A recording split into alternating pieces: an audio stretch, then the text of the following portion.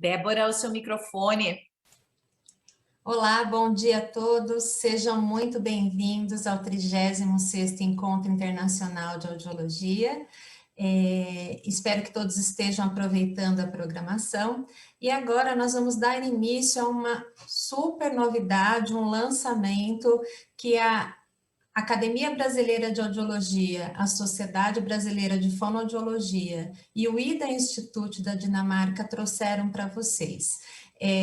Nesses momentos difíceis em que todos nós estamos já cansados, com tudo que está acontecendo nas nossas vidas, não tem nada melhor do que se sentir inspirado para cuidar.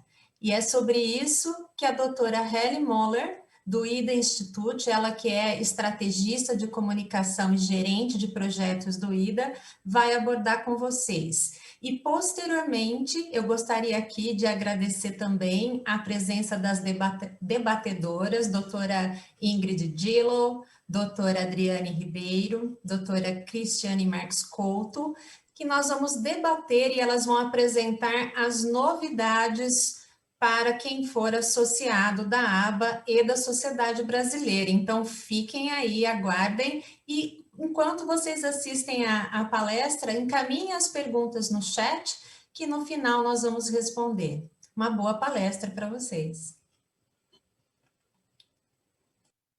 Hello, my name is Heli Müller.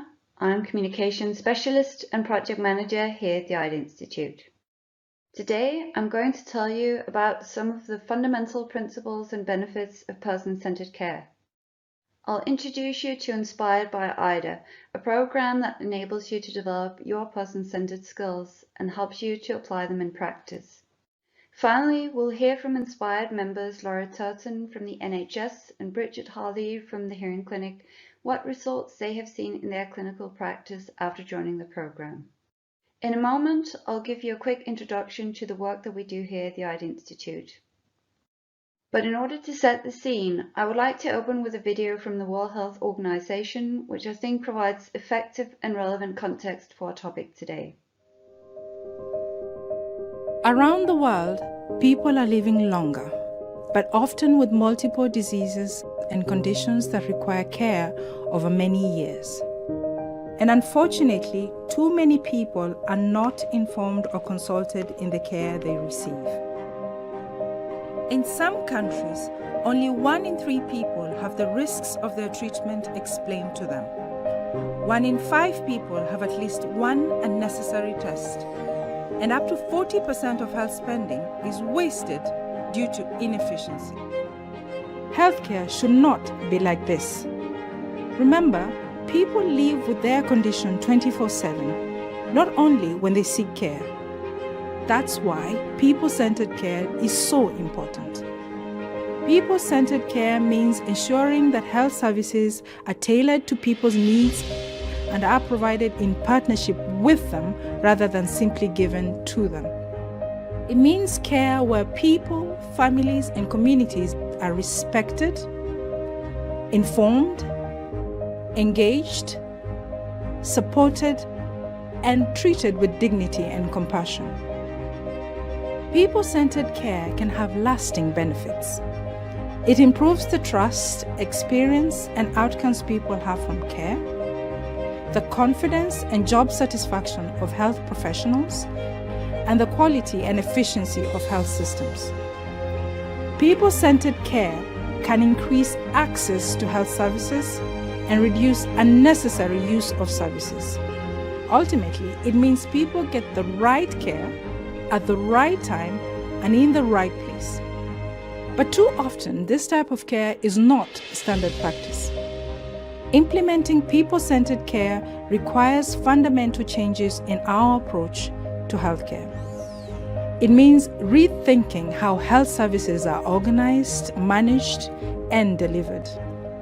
It means shifting away from asking, "What is the matter with you?" to "What matters to you?" Around the World Health Organization is working with countries to design health systems that put people and their needs at the center of care. Because that's the healthcare that everyone deserves. While this video focuses on people-centered care and takes a broader community perspective, the fundamental aspects and benefits are essentially the same for person-centered care, and the two terms are closely linked. Most people will agree that person-centered care is appealing and sensible, and the majority of practitioners will also be inclined to say that they are already person-centered in their approach to patients. However, as we just saw in this video, person-centered care unfortunately is not standard practice. To implement it, some fundamental skills and behaviors are required, and as you'll see today, those skills and behaviors are exactly what we're aiming to cultivate with the Inspired by Ida program. After you have watched this webinar, I hope you will be able to explain the fundamentals of person-centered care, including the many benefits that can be achieved for patients and hearing care professionals. I also hope you will have an overview of how the Inspired by Ida program can provide you with professional development in the core principles of person-centered care. And finally, I hope you will be able to describe what concrete results can be achieved from implementing person-centered care in your daily practice. But before we dive into the details, let me first tell you a little bit about the Ida Institute. The Ida Institute is a non-profit organization established in 2007 with a grant from the Demant Foundation. We're based in Denmark, and as you can see here, our mission is to build a community that embraces person-centered care and empowers people to get the care they need. There are just 14 of us here at the Ida Institute, and we're therefore very pleased to have a global network of approximately 18,000 individuals covering hearing care professionals, patients, academics, students, and other stakeholders in hearing healthcare. In addition, we work with 28 strategic partners across the world, consisting of patient organizations, professional organizations, and universities, all of whom are committed to the principles of person-centered care. At Ida, we believe that understanding the whole person is key to successful hearing rehabilitation. We develop tools and resources to help hearing care professionals deliver care that is based on the needs of their patients. In order to understand how care is delivered today and identify any gaps and unmet needs, we run innovation processes with our collaborators to develop new tools and resources. So far, we have developed around 30 tools, helping clinicians gain a better understanding of their patients' needs, involve their patients in the rehabilitation process, and improve outcomes. For people with hearing loss, the tools are a way to help prepare for appointments, emphasize their hopes and concerns, and take an active role in their hearing care. But what is person-centered care all about? There are numerous different definitions of person-centered care, which generally include many of the same core principles. At the Ida Institute, we've worked with our collaborators in what we call the Person-Centered Hearing Network to articulate the following definition. Person-centered care ensures that people are equal and active partners in the management of their hearing difficulties. Designed around the individual, person-centered care focuses on and is respectful of people's needs and preferences, involves family and other communication partners, and includes shared decision-making and goal setting.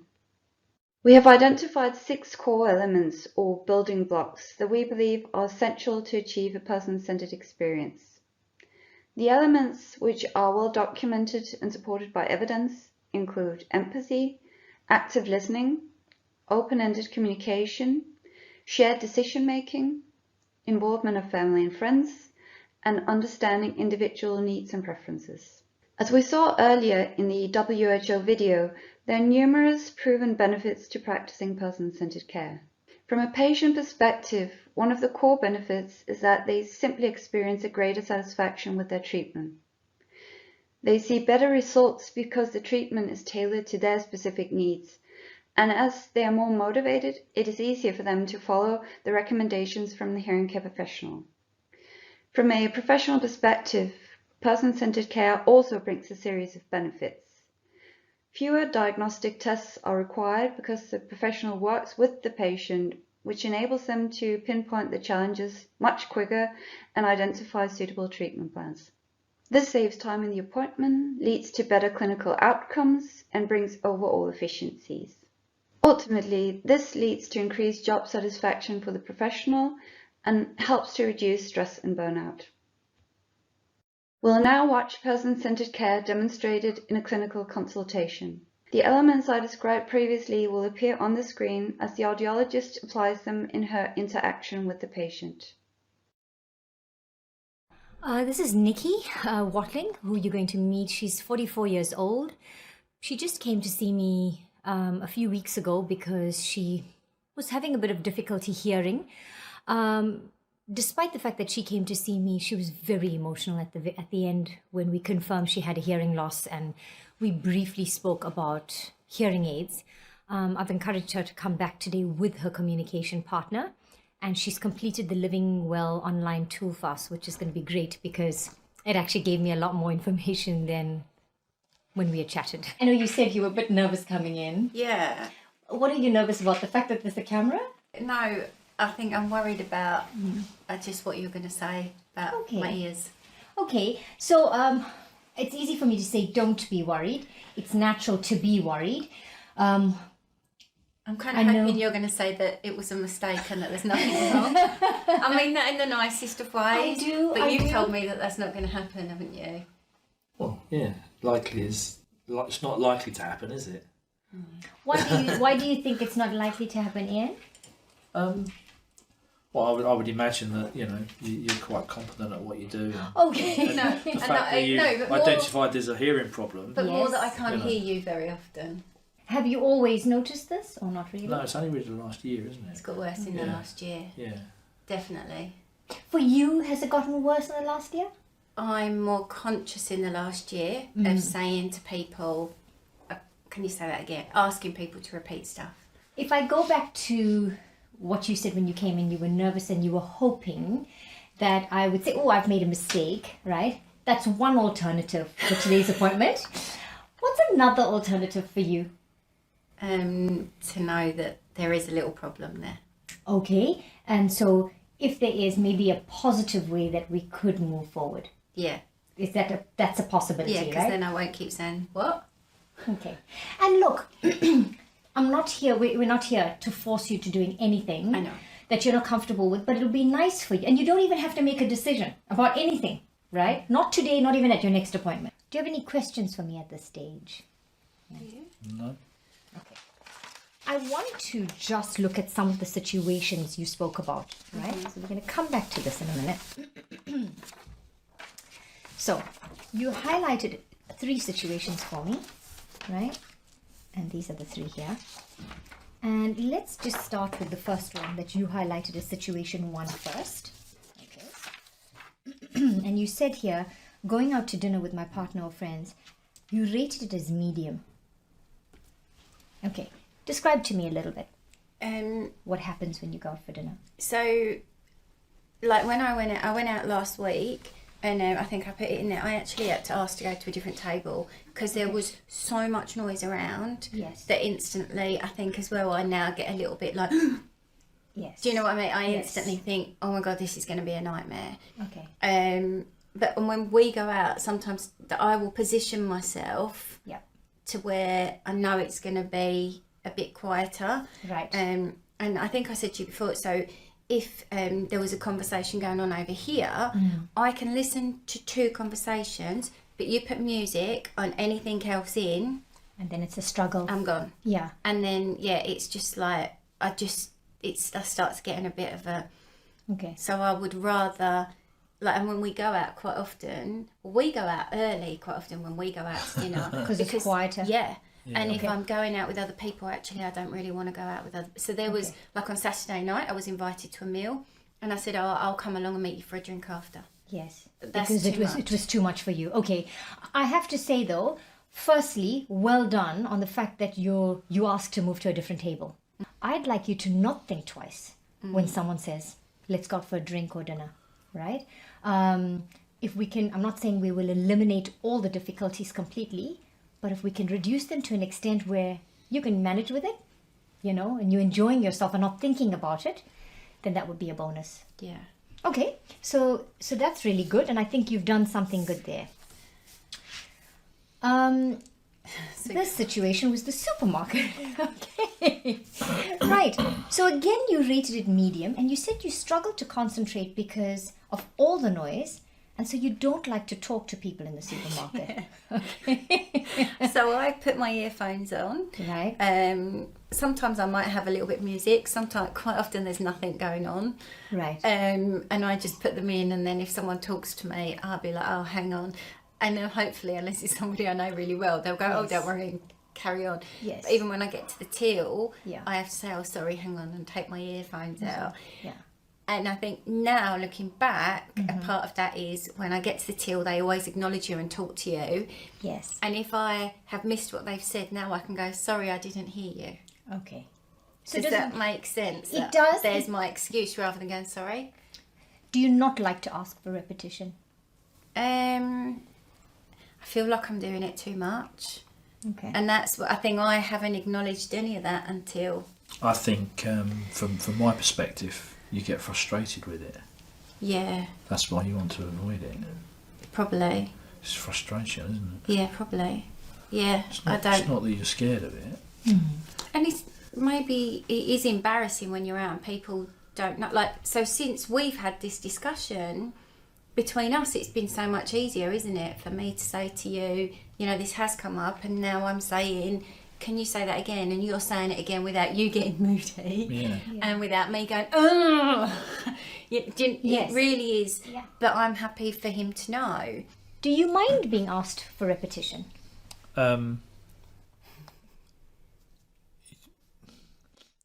Not. I think I did. Okay. Yeah, I think I did before. I understood, and we understood that you had a problem. It used to. I'm like, oh, really? Yeah. Because you thought she's not paying attention? Yeah. Okay. Yeah. I didn't think you had a problem.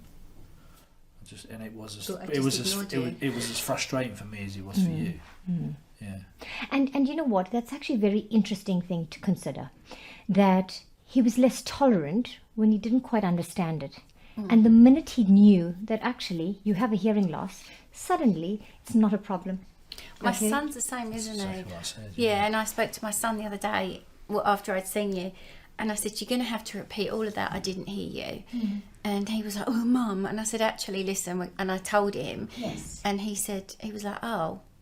And I said, so I don't mean to keep asking you, but you need to repeat it. Sometimes you mumble too much for me. Okay. The couple of people I have spoken to, they're like, oh, you're worried about maybe having to have a hearing aid. I said, not at all. I said, you've got glasses. I said, I wear Fantastic. glasses. Yes. What does it matter? Yes. It's just another, and I do wear glasses, so it's Yes. just another, Yeah, something to thing help.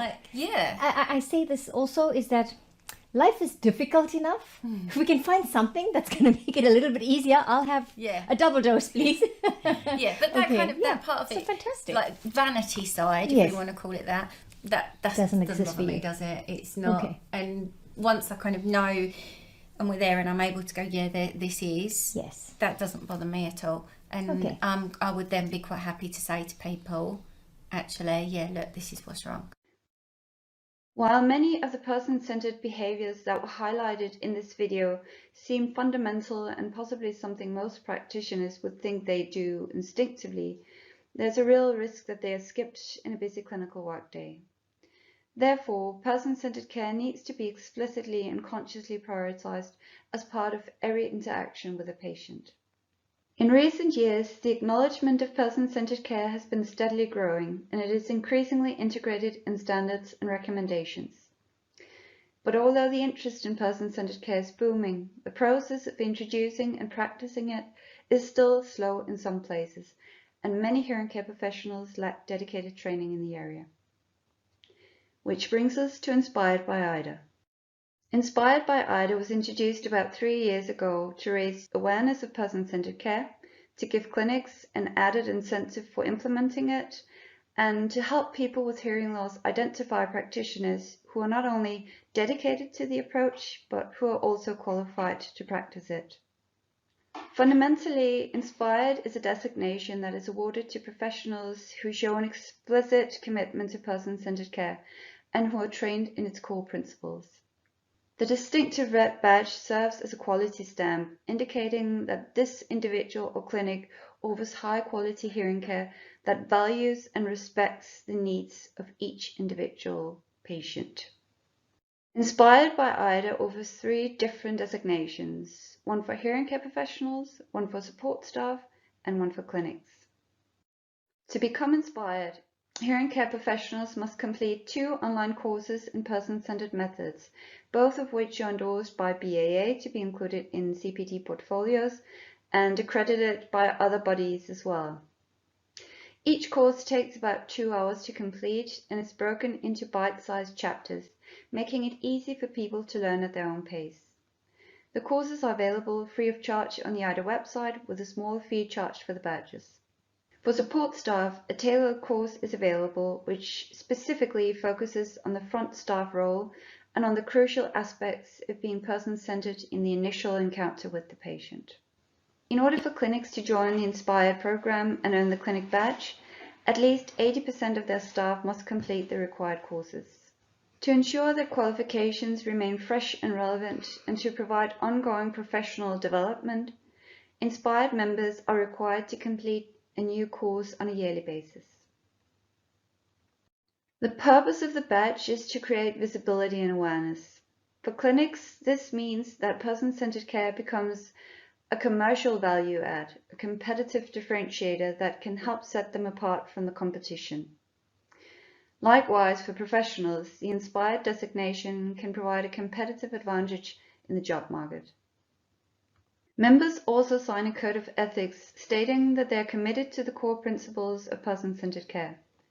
This document can be shared in the reception area so patients are aware what type of care they can expect, which will help create trust between practitioner and patient. Based on feedback from the members, the benefits from joining the program are indeed similar to those we've seen previously. From a 2020 survey among Inspired by IDA members, 70% of the respondents reported that they had improved their patient satisfaction.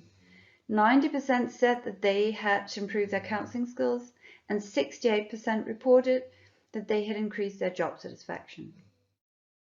We will now hear from Laura Turton, who is an Inspired by IDA member.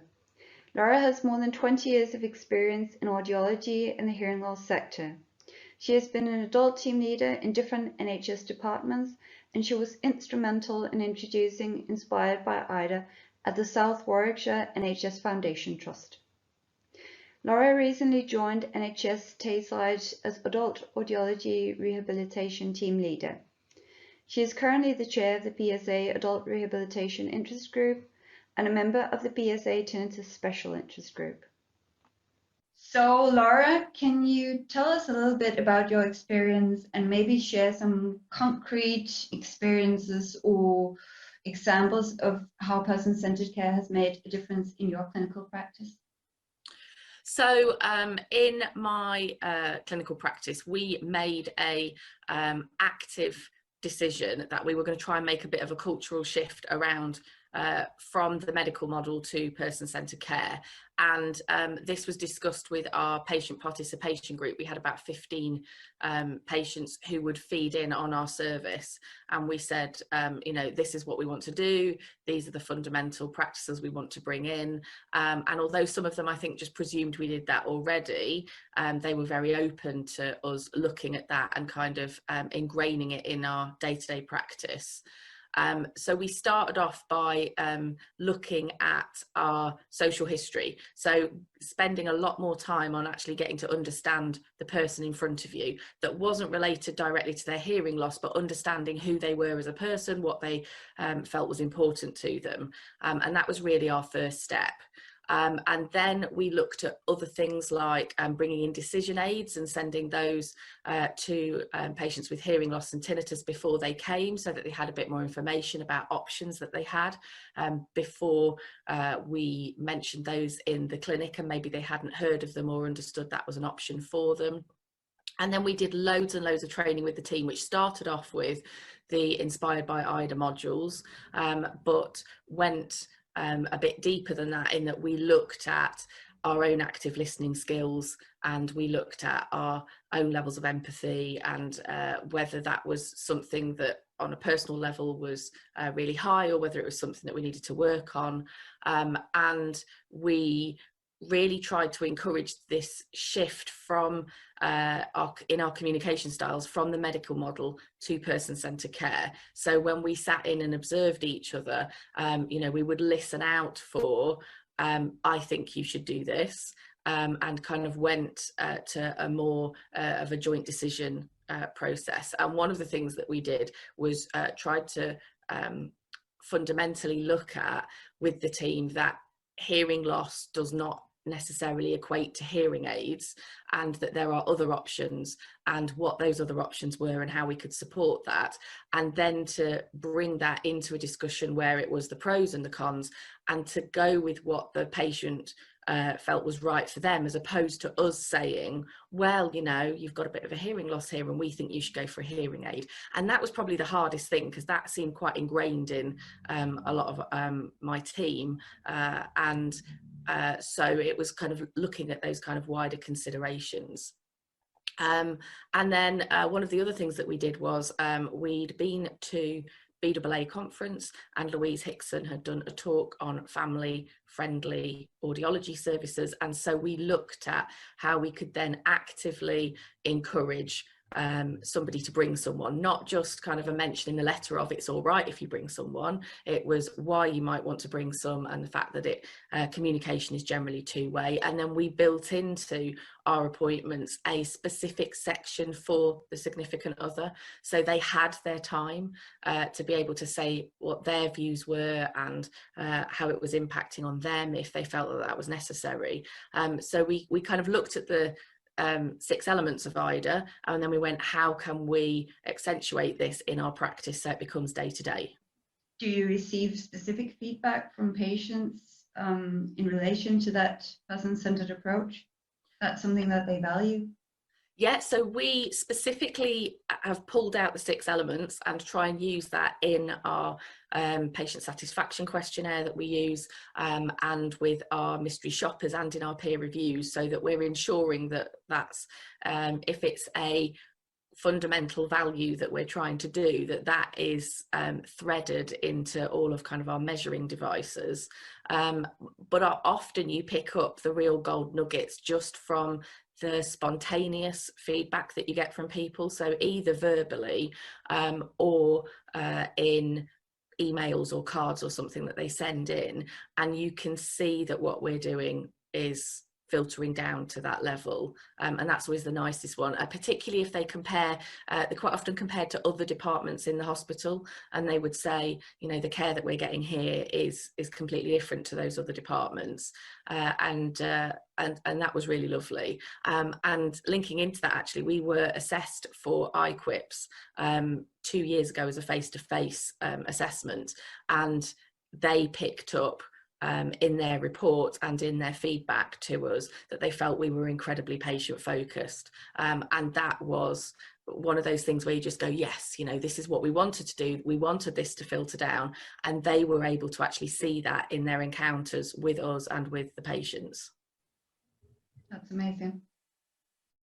So have you personally experienced or maybe heard of audiology appointments where person-centered care was not prioritized, where there was maybe even a very overt lack of person-centered care, and if so, what were the consequences? So I think that when you talk to audiology, they consider generally that they are delivering person-centered care, and I do think that it has to be an active decision, and it needs to be a shift, and quite often it's a tweak. It's that just moving things just very slightly, but there does need to be that change, and because of that, I think sometimes audiology departments think they're delivering person-centered care when maybe they're not fully accentuating that. I haven't heard of specific departments who are not delivering it, but I have heard, particularly on social media, around experiences from patients and experience from deaf advocates who have had issues. So one of the big ones that has happened since the pandemic and that we're in face coverings is the challenge around deaf awareness and the barrier that some of them have experienced in audiology. And I think some of that may have been there before the pandemic, but the face coverings have really kind of brought this out. So experiences of being called verbally when they have a severe and profound hearing loss, missing appointments because they were sat in the waiting area but actually nobody recognised that they were there, the struggles on the phone, the struggles trying to get audiologists to understand that now they've got the face coverings on, what a difference that makes to them, and the challenge of that. So I think that this has really stuck with me. It's some of the stuff that actually we're looking at developing a bit more with the adult rehabilitation interest group, because to me, fundamentally, if you can't have built the connection, if you don't know how somebody wants to communicate with you, how can you deliver person-centered care? Because all those other elements, you know, empathy is going to be lost if you can't communicate, and the fact that potentially the significant other has a much more dominant part in the appointment because you can't communicate with the patient, all of those kind of things. So I think that there's some real fundamentals that sometimes can be missed. I think that that's something that is challenging to us as a profession, because everybody thinks that they give great deaf awareness, they give great person-centered care, but actually sometimes it's taking a step back and looking and just thinking what changes that we can make that is going to make that difference to that patient. And, you know, I think sometimes audiology can feel a bit of a conveyor belt, that we're doing back-to-back appointments, particularly in the National Health Service, where there's a lot more pressure in terms of time and things like that.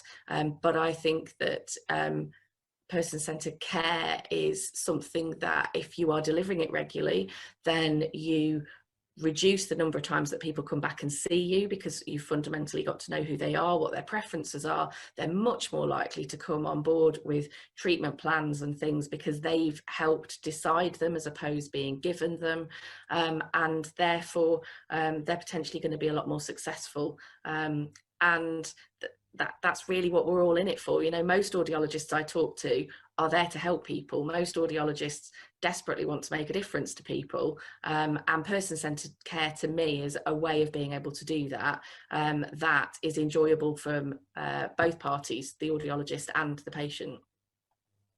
Is it your impression that person-centered care actually can also make a difference in terms of job satisfaction? That's something you've seen among colleagues and staff members? Yeah, I mean, I can definitely talk for me. I think it took away that kind of procession of patients one after each other, where you were doing the tick box of I've got to look in their ear, I've got to do a hearing test, I've got to ask them about the medical implications of their ears, and made it so that it was much more flexible, much more personalised, and allowed, and I got quite a lot from that. It felt like every appointment was a completely individual appointment, as opposed to, oh, this morning all I've done hearing aid fittings. It was, I've seen 4 people and this is how we've kind of developed that further. I do think that's the same with other members of the team. I think it's harder with the team that I've been working with, because a lot of them are a lot younger, they're quite newly qualified, and actually they've come into this is the way we do it, so there isn't such a dramatic change for them as some of us who've done the job a lot longer. But certainly I think that it facilitates your enjoyment of audiology, as opposed to is just another thing that we're just trying to fit in. So Laura, in terms of Inspired by IDA, do you feel it has helped you to implement person-centered care and ensure a consistent approach throughout your practice? I think that IDA gave us a really nice foundation to be able to start from, and that the modules there and the fact they're bite-sized, so you can pick them up and put them down, and come back to them in smaller chunks. I think that in the pandemic we're all a bit death by screen, and IDA set it up really nicely so that it fits around your preferences and you can pick it up.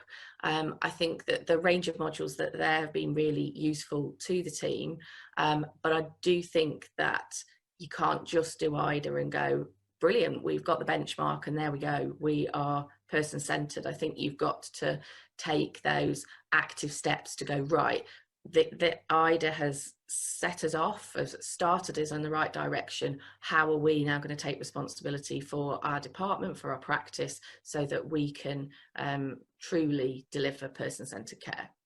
Yeah. So increasingly, person-centered care is also being prioritized and integrated in regulations and in standards. Prioritized definitely by the NHS. Do you think the Inspired by IDA training might be helpful in that context as well? So helping practitioners to ensure that they meet established standards? Yeah, I think that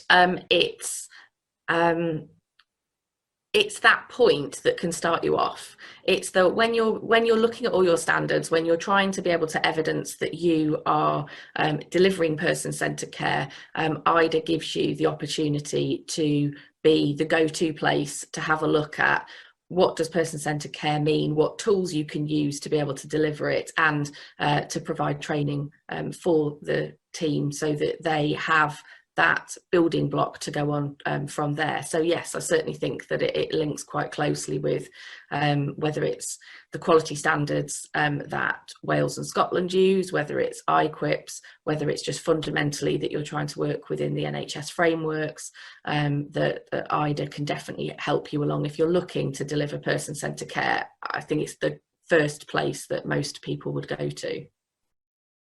We will now hear from Bridget Harley, another Inspired member. Bridget is clinical audiologist and director at the Hearing Clinic. During the course of her career, Bridget has gathered a wealth of knowledge and experience in diverse aspects of audiology. She has worked in the NHS, initially in adult services and then as clinical lead in a paediatric department. Bridget also lectured at UCL. In 2005, Bridget set up the Hearing Clinic to provide high-quality specialist audiological care to adults and children. The Hearing Clinic was the first clinic in the United Kingdom to receive the Inspired by IDA label. So Bridget, can you share some concrete examples of how person-centered care has made a difference in your clinic? So actually, PCC and the IDA tools have both been very, very key in the running of the Hearing Clinic. We start the patient journey right from the very beginning when they make a call to the clinic, and we've decided to look at the whole patient journey from that first contact right through to them coming to clinic, right through to them actually leaving clinic and staying in touch afterwards. So our staff, our admin staff have been, they've done the PCC course, of course, and so have all the clinicians. And together we've carefully written scripts for our admin team so that when someone calls in to book an appointment, they are listened to with empathy. We use open-ended questions to see exactly what type of appointment they want. We then also introduce the idea to the patients to please bring perhaps a family member or friend along to the appointment. And we go through some shared decision making in that initial telephone call as well. So sometimes people aren't really sure if they're ready for hearing aids. So part of the telephone script will help the caller, the potential patient, decide whether they are ready just for a diagnostic assessment on their hearing, or whether they actually are ready to also discuss hearing technologies should they have hearing loss. Then we send out a little brochure to our patients. It looks something like this, called Preparing for Your Visit. And we have two different types. One is more geared for someone who is keen for a diagnostic assessment on their hearing, but is not quite ready for hearing technology or to take that step. The second brochure I showed you is for people who want a diagnostic assessment on their hearing and who are also ready to proceed with managing their hearing health. And within those brochures, we use the line from the IDA tools, and also some questions which help us use the circle from the IDA tools. And that will help the clinician prepare as to where that patient is in their readiness to move forward with their hearing health. The second brochure also has some pages for use with considering what the patient wants to achieve from their visit, and also an opportunity for them to sit with their spouse or their family or friends and for them to have a discussion before their visit on what they want to achieve together throughout the journey of improved hearing health. Can you tell us about the feedback that you receive then from patients? Is it your impression that they choose your clinic specifically because of this approach? So we actively do seek feedback from all of our patients. We do this through Trustpilot, so we seek open and publicly visible feedback from our services. And looking at that, it seems that patients really like to have that professional experience and that they feel nurtured and involved in their care. So we see that, but also we have quite a lot of word of mouth referrals. And so, yes, by those two means, I think it's a good way to show that person-centered care works. When we look at our clinic and how we run our business, we have to very carefully look at efficiencies right through the whole patient journey and the whole patient pathway. And that involves efficiencies in time, but also the input-output equation. In other words, what needs to go into the equation to maximize the best outcomes for the patients and for the clinic. So person-centered care is an unbelievably powerful way to maximize efficiencies throughout the patient journey. Open-ended questions, empathy, setting individual needs and preferences, involving family and friends are all ways to tune and calibrate that patient journey, which means that the journey is a straight journey. There's not a lot of time wasting going up and down avenues which are irrelevant to a patient or cause breakdowns in the flow of that relationship. So for us, person-centered care is a really efficient way to getting the patients on their journey, the journey they want, and facilitating the smoothest progress through that journey. So we have very little friction. What we try and do within our clinic is to reduce friction at all points throughout a patient's experience.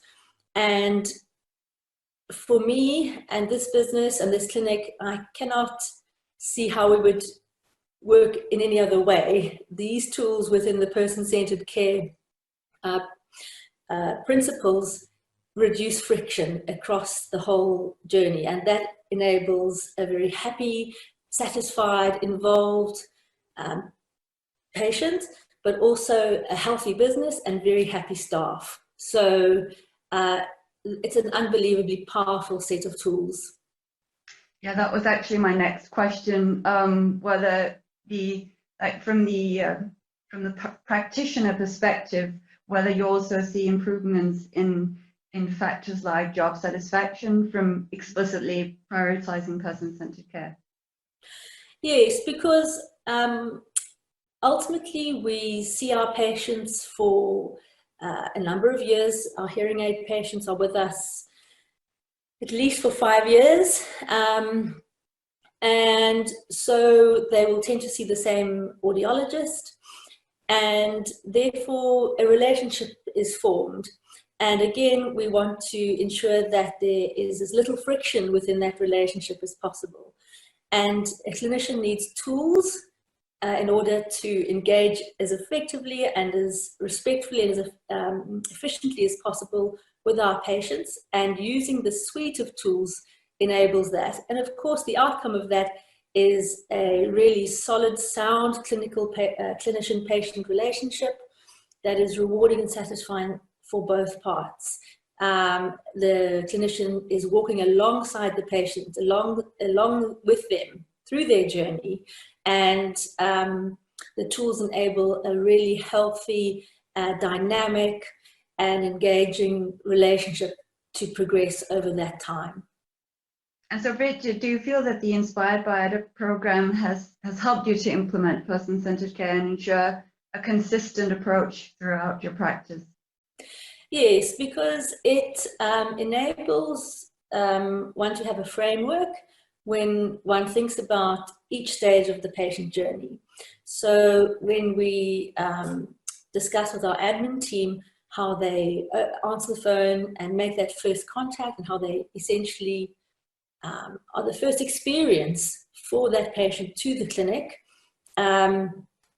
we have that framework which has allowed us to create our telephone scripts, and therefore we have a consistent telephone answering protocol across the admin team, which means no matter who's working on what day, each person calling to the clinic will have a similar welcome or reception experience to our clinic.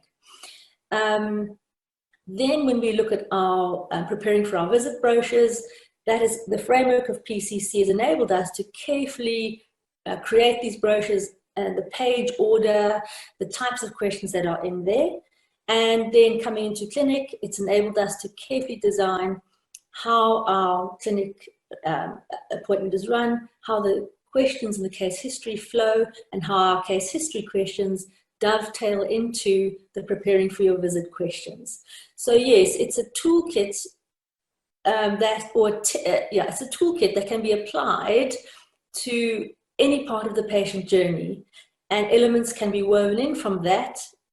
The outcome is reduced friction and a much smoother and productive outcome for clinician and patient. Wonderful. Thank you so much, Bridget. With these words from Laura and Bridget, we're approaching the end of today's webinar. In closing, I would like to leave you with encouragement to help us make person-centered care standard practice. If you'd like to join Inspired by Ida, you can either visit our website or you can contact me directly. If you would like to learn more about our work here at the Ida Institute, I would like to invite you to go to the Ida Institute website, where you can find our free tools and resources and lots of information about our activities, workshops and online learning opportunities. With that, I would like to thank you for your time and attention today. We will now open for questions, and should you have any questions for Laura and Bridget specifically, I will of course be happy to forward them.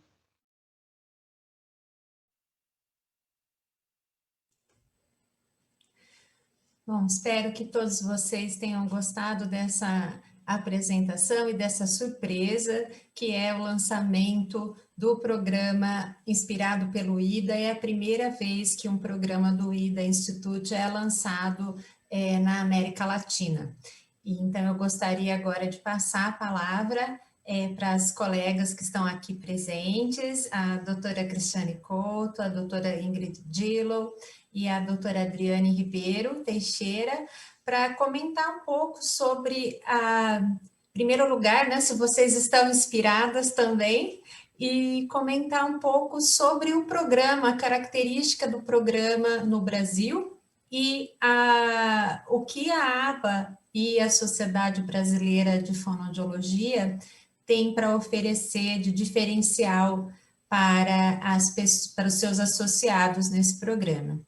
Então, vou pedir licença para democraticamente seguir a ordem que está na minha tela, né? Nada centrada na pessoa, mas é a doutora Adriane que aparece na minha tela primeiro. Então, por favor, doutora Adriane. Obrigada, Débora. Inicialmente, então, eu gostaria de agradecer a possibilidade de participar, parabenizar toda a equipe organizadora do nosso 36º Encontro Internacional de Audiologia, né? E parabenizar a professora Débora por conseguir trazer esse programa, né? Todos os programas, na verdade, do IDA e principalmente esse programa inspirado pelo IDA para o Brasil, né? A professora Débora sempre trabalhando junto com esse instituto e certamente esse programa agora inspirado pelo IDA vai trazer muitos benefícios para os fonoaudiólogos brasileiros e para aqueles que são associados da ABA e da Sociedade Brasileira. Eu acho que depois dessa palestra, todos nós ficamos muito inspirados, né, por esse programa.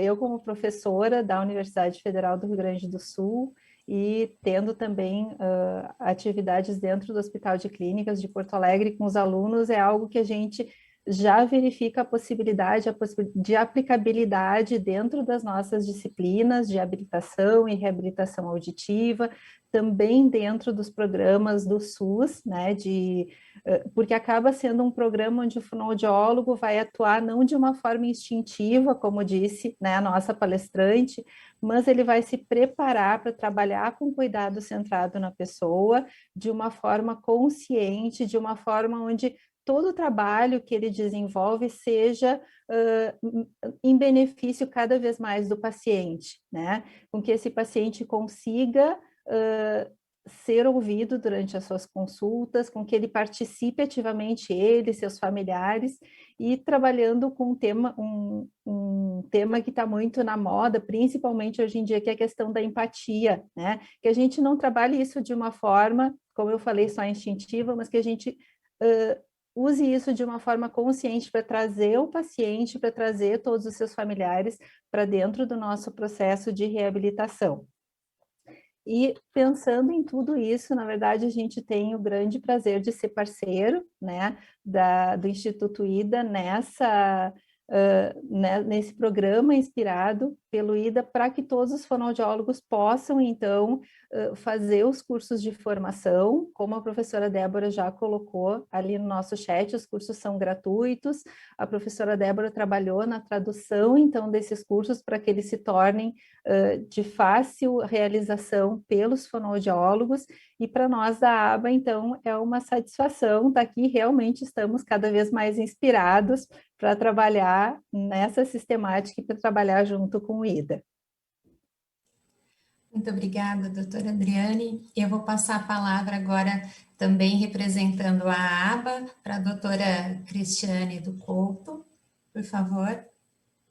Oi, Débora, bem, obrigada pelo convite. Então, eu já começo agradecendo pela palestra, pela tua coordenação dos trabalhos do IDA no Brasil e também nessa mesa. Eu estou bastante inspirada pelo trabalho que a ABA está realizando com o IDA, e eu acredito também como profissional que vai ter muitos frutos para a nossa profissão.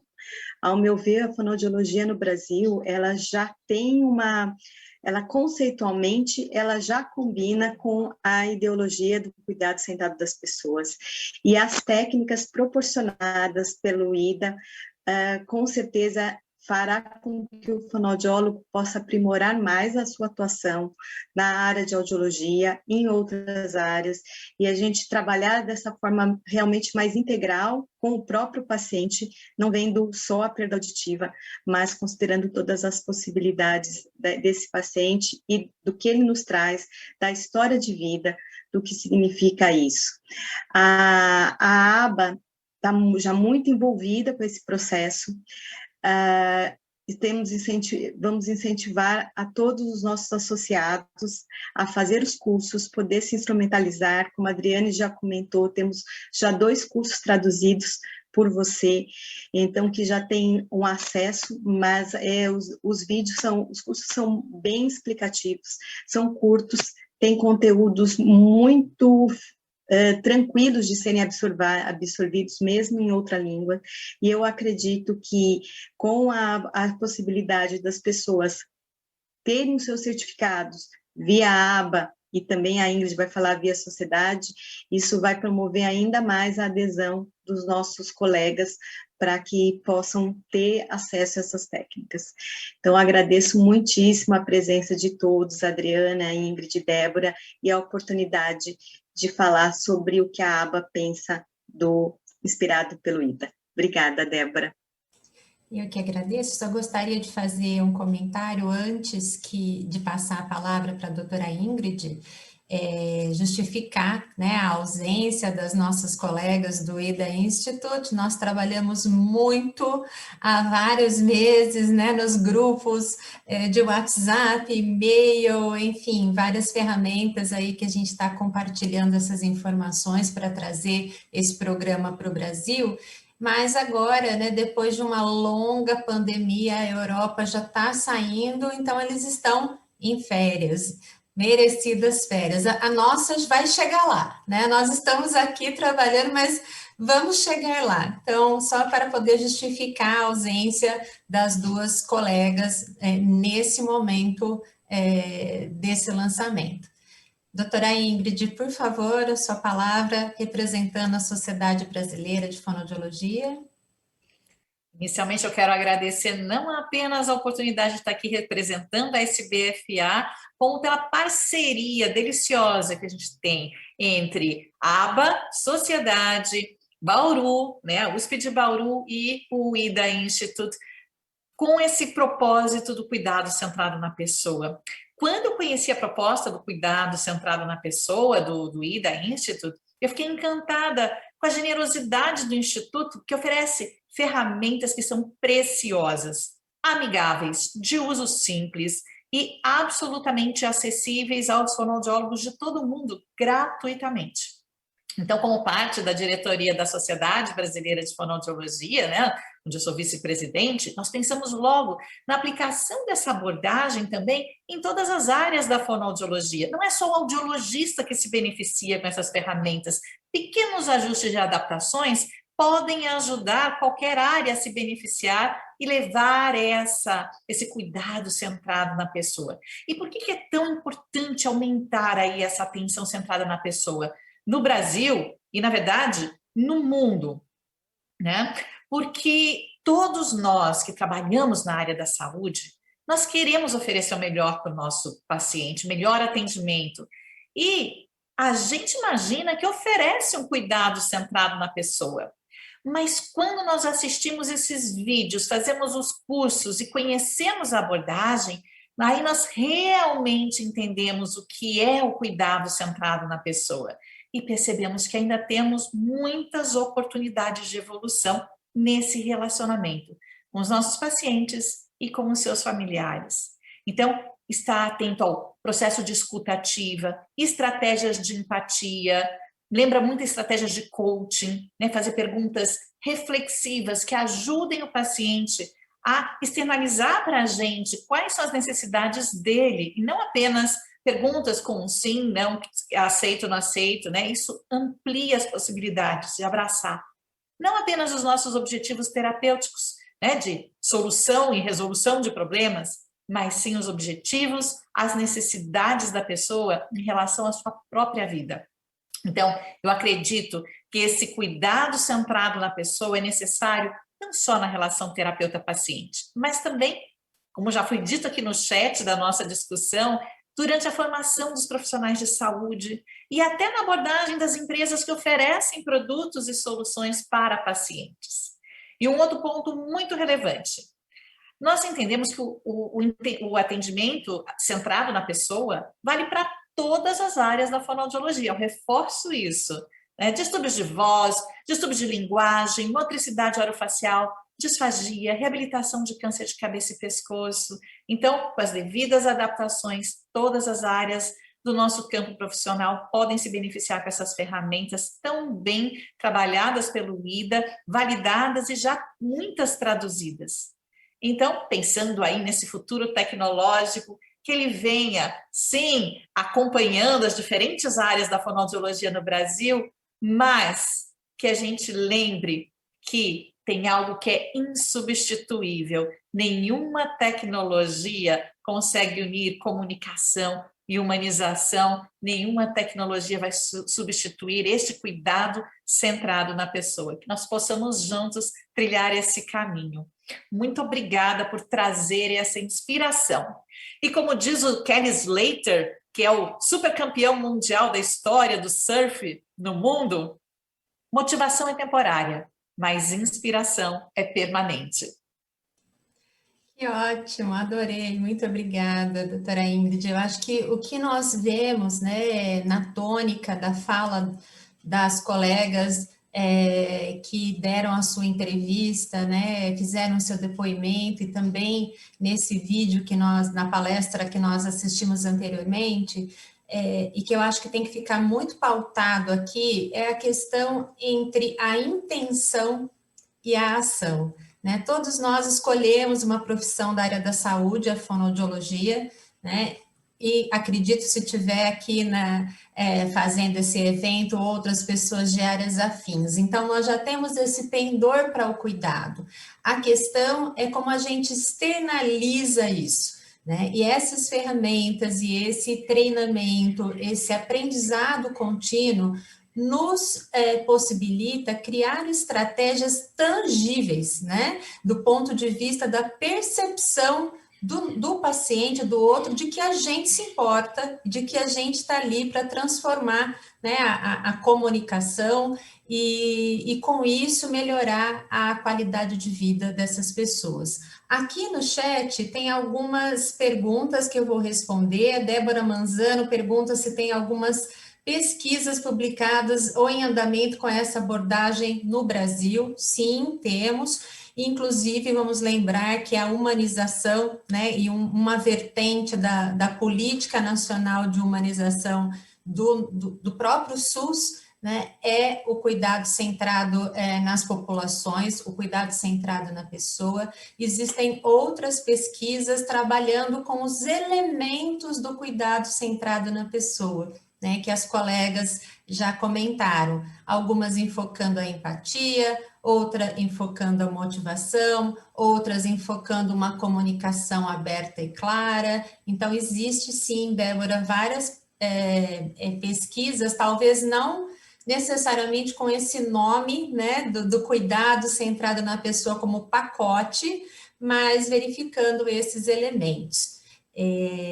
Então, espero ter respondido a sua pergunta. A outra pergunta que teve aqui no chat, que eu acho super importante valorizar o papel tanto da aba quanto da sociedade para trazer isso para os seus associados, é a questão de como eu faço para fazer os cursos. Então, lembrando, no programa, o programa inspirado pelo IDA, ele é composto por 2 cursos, um curso sobre envolvimento do paciente e um curso sobre a introdução ao cuidado centrado na pessoa. Esses 2 cursos fazem parte do programa.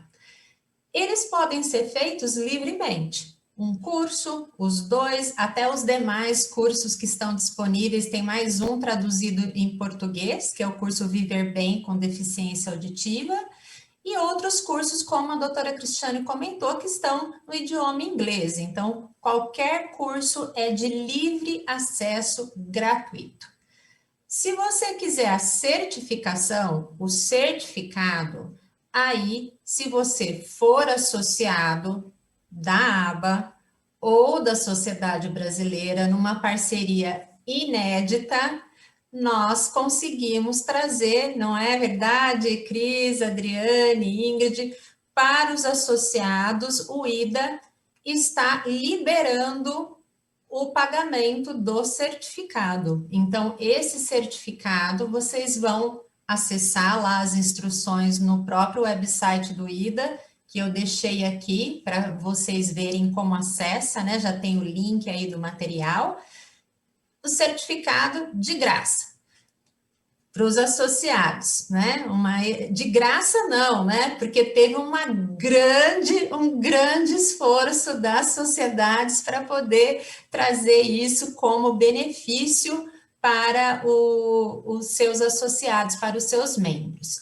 Agora, se você quiser o selo digital, para você poder compartilhar nas redes, nas mídias sociais, LinkedIn, outros Slack, outros aplicativos onde você faz essa interação profissional, aí existe uma taxa, que é uma taxa administrativa apenas para aquisição do selo. Então, vou repetir. Para você ser inspirado pelo IDA, você precisa do selo, né? O selo inspirado pelo IDA e precisa fazer os 2 cursos. Se por algo que eu recomendo, né? Aliás, eu ia colocar meu selo aqui na minha janelinha, não consegui por um problema técnico, né? Mudar aqui o fundo do Zoom, mas eu recomendo adquirir o selo, porque é uma insígnia que vai mostrar a sua habilidade, certo? Vai mostrar ali para a comunidade que você é um profissional que é centrado na pessoa e que está se diferenciando na sua prática. Não quero obter o selo? Tudo bem, você pode fazer o curso, se for associado da sociedade ou da aba, solicitar o certificado. Não quero o certificado? Você pode fazer o curso para melhorar a sua aprendizagem e conseguir, né, incrementar aí o seu repertório. Então, tem várias oportunidades, né, gente, para poder participar. E eu gostaria que vocês comentassem um pouco, agora que a gente chega no final, como que vocês veem a expansão, né, desse programa, como que a aba e a sociedade vão se organizar para continuar inspirando as pessoas, acaba aqui ou não, como que vai ser? Se eu puder falar, eu já digo que começa aqui, né? A inspiração, ela é contínua, começa aqui. Então, além desse primeiro movimento, onde, por exemplo, o sócio da SBFA faz o curso, e do EIA também, né, faz os cursos e tem esse nosso apoio, manda, no caso da SBFA, manda um e-mail para a plataforma EAD, então é sbfaead@sbfa.org.br, mas isso tudo está explicado posteriormente. A pessoa só manda um e-mail e fala, ó, fiz o curso, né, tem ali o comprovante que fez o curso, e a gente tem o contato direto com o IDA. Mensalmente a gente manda o nome das pessoas que fizeram o curso para receberem gratuitamente esse certificado. Nós apoiamos, junto com a aba, esse selo inspirado pelo IDA, que vocês vão ver, não está aqui ainda com a gente, mas vocês vão ver que é um selo muito bacana e que é para a gente ter orgulho mesmo de colocar ali na assinatura do e-mail, no nosso receituário, no site, nas suas mídias sociais. Então, é uma forma da gente chamar a atenção para o mundo de que, sim, existe um cuidado especial a ser feito e centrado no cuidado da pessoa, né? E temos também a evolução de várias coisas que vão acontecer, e daqui até o Congresso de Fono, vamos ter mais um lançamento. Posso fazer um pequeno spoiler apenas, certo, Débora? Só um pequeno spoiler, que tudo isso que a gente está vendo relacionado ao cuidado com a pessoa e a inspiração aí do ser inspirado pelo IDA como profissional também vai passar para clínicas, empresas e outras abrangências. Então, é só o começo. E como Sociedade Brasileira de Fonoaudiologia, a gente vai trazer esse tema como algo transversal, inclusive no nosso congresso, para que todas as áreas, além da audiologia, possam ser inspiradas pelo IDA. Acho que a Ingrid já comentou, então é apenas o começo. Esse é o lançamento, né, de várias ações que vão ser realizadas pela aba, pela Sociedade Brasileira de Fonoaudiologia, conjuntamente, tentando trazer para os associados essas ferramentas.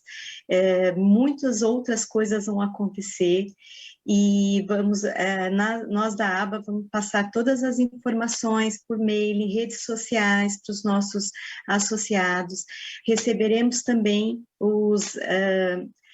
as solicitações de certificados no nosso e-mail da academia, né, Audiologia Brasil, e providenciaremos depois essa lista das pessoas para o IDA Institute poder gerar os certificados. Então, com certeza vão ter muitas ações, né? Acho que vale a pena falar que eles são realmente pessoas inspiradoras do IDA Institute, que é muito inspirador trabalhar com eles. A gente se percebe toda a seriedade e empolgação que eles fazem, e a gente pretende passar isso pouco a pouco para todos os associados e para quem nos segue nas redes sociais. Então, acredito que vocês vão ter muita coisa ainda para desfrutar. Isso, vai ser só o início, né? Nós esperamos que todos saiam dessa palestra inspirados pelo IDA, conversem com seus colegas, né, para que façam os cursos e que para cada vez mais a gente tenha pessoas inspiradas para trabalhar de forma consciente com esse cuidado centrado na pessoa, né, sabendo que a ABA e a sociedade brasileira vão trabalhar em conjunto para que cada vez mais a gente tenha fonoaudiólogos que distribuam todo esse cuidado que eles têm com os seus pacientes e que eles possam inspirar outras pessoas também. Muito obrigada, gente. Então, aguardem aí as novidades. Como eu falei para vocês, o nosso selo maravilhoso não conseguiu ficar aqui no pano de fundo, mas a gente vai divulgar ainda durante o evento, né, nos canais do evento. Então, quem está aqui presente, quem não está também, ajudem a divulgar, por favor, né, para aqueles que não estão presentes. E agora, continuando aqui a nossa atividade falando sobre as ferramentas e os materiais do IDA Institute, nós vamos dar continuidade abordando a população pediátrica. Então, a nossa próxima apresentação é da doutora Nathalie Comas, ela é fonoaudióloga da Austrália, trabalha como especialista em projetos e treinamento do IDA Institute, e ela também é certificada em Auditory Verbal Therapy. Ela tem uma ampla experiência clínica em vários tipos de serviço, tanto público quanto privados, e ela também já é palestrante, apresentadora internacional, consultora em mais de 15 países. Então, agora a doutora Nathalie vai falar sobre as ferramentas do IDA Institute para o cuidado centrado na pessoinha, né? As nossas crianças e as nossas famílias. Então, fiquem com mais essa apresentação. A warm hello from sunny and very warm Copenhagen, and welcome to this presentation titled Person-Centered Care in Pediatrics. My name is Natalie Comas, and I'm a speech and language pathologist and certified listening and spoken language specialist. I work at the IDA Institute in Denmark as their project and training specialist. Thank you to ABBA for this great opportunity to share some insights and tools to assist you extend person-centered care to children. Today, we have a special focus on using My Hearing Explained for Children to encourage mindfulness about person-centered appointments for children, otherwise known as child-centered care. Before I start talking about this presentation, I would like to acknowledge Professor Emeritus Chris English, who has not only provided the content for this presentation, but also the intellectual input behind the development of our new university course focused on extending person-centered care to children and their families, which is available to download for free on our website. IDA Institute has recently launched new resources for paediatric audiologists, and these resources were designed with 3 goals in mind: to relate the UNICEF Convention on the Rights of the Child to child-centered hearing care, to integrate child development concepts into paediatric hearing care practices, and to encourage the aspiring paediatric hearing care provider to take every opportunity to support their patients' development as persons. To these ends, we hope that hearing care professionals will acquire experience not only in how to use relevant IDA counselling tools, but more importantly, why. In today's session, we will briefly explore how we can extend person-centered care to children using My Hearing Explained for Children but I strongly encourage you to explore all of our paediatric tools. Today, we're going to talk about the challenges of communicating hearing test results and implications to children with hearing loss and their families. By understanding the model of child-centered care, we can extend person-centered care to children to help give children a voice in their hearing care. We will in particular explore the My Hearing Explained for Children tool and give you a description and example of the tool in action so that you're able to use this conversation guide in your daily appointments with children and their families. About IDA Institute and person-centered care. For those of you not familiar with IDA Institute, the IDA Institute is an independent non-profit organisation that was established in 2007. It's funded by the William Demant Foundation and is a vast collaborative global community with over 18,000 members who are using our resources, teaching our materials, using our tools in their clinics. So people who work at universities, students, people that are private practice owners or working in public health settings. All the tools and resources that we create are freely distributed and available to everyone for free on our website. Person-centered care is at the core of IDA's mission. And the reason why we have this mission is that we know that despite the great advances and improvements in technology and the fact that there's a growing number of people with hearing difficulties, challenges continue to exist in regards to the uptake of hearing instruments or services to help overcome the challenging consequences of hearing difficulties. The aim of the person-centered approach to hearing care is to engage and motivate people with hearing loss in their own treatment in order to achieve better outcomes and more satisfied consumers. Person-centered care focuses on the use of empathy, active listening skills, and open-ended questions and reflective conversations to understand the needs of the person. Being person-centered takes into consideration their values, aspirations, and life circumstances. It includes shared goal setting and decision-making, as well as the involvement of communication partners, such as family members and friends in the rehabilitation process.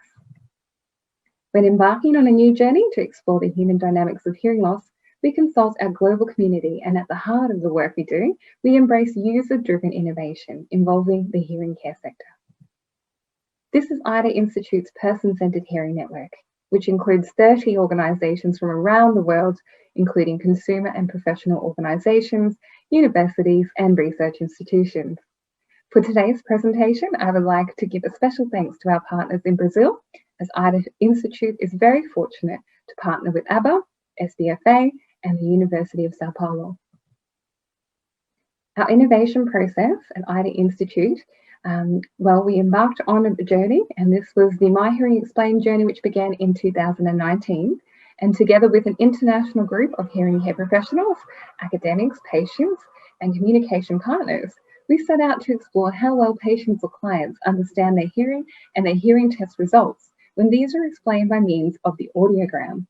We collected insights from clients and professionals from around the world through surveys, focus groups, and one-on-one interviews, and ended with an exciting two-day innovation seminar here in Copenhagen, where the photo you see here was taken. Shortly, I will share the key insights that we gathered with you and introduce you to the My Hearing Explained conversation guide, which was the outcome of this innovation process, which has also been, of course, adapted for children.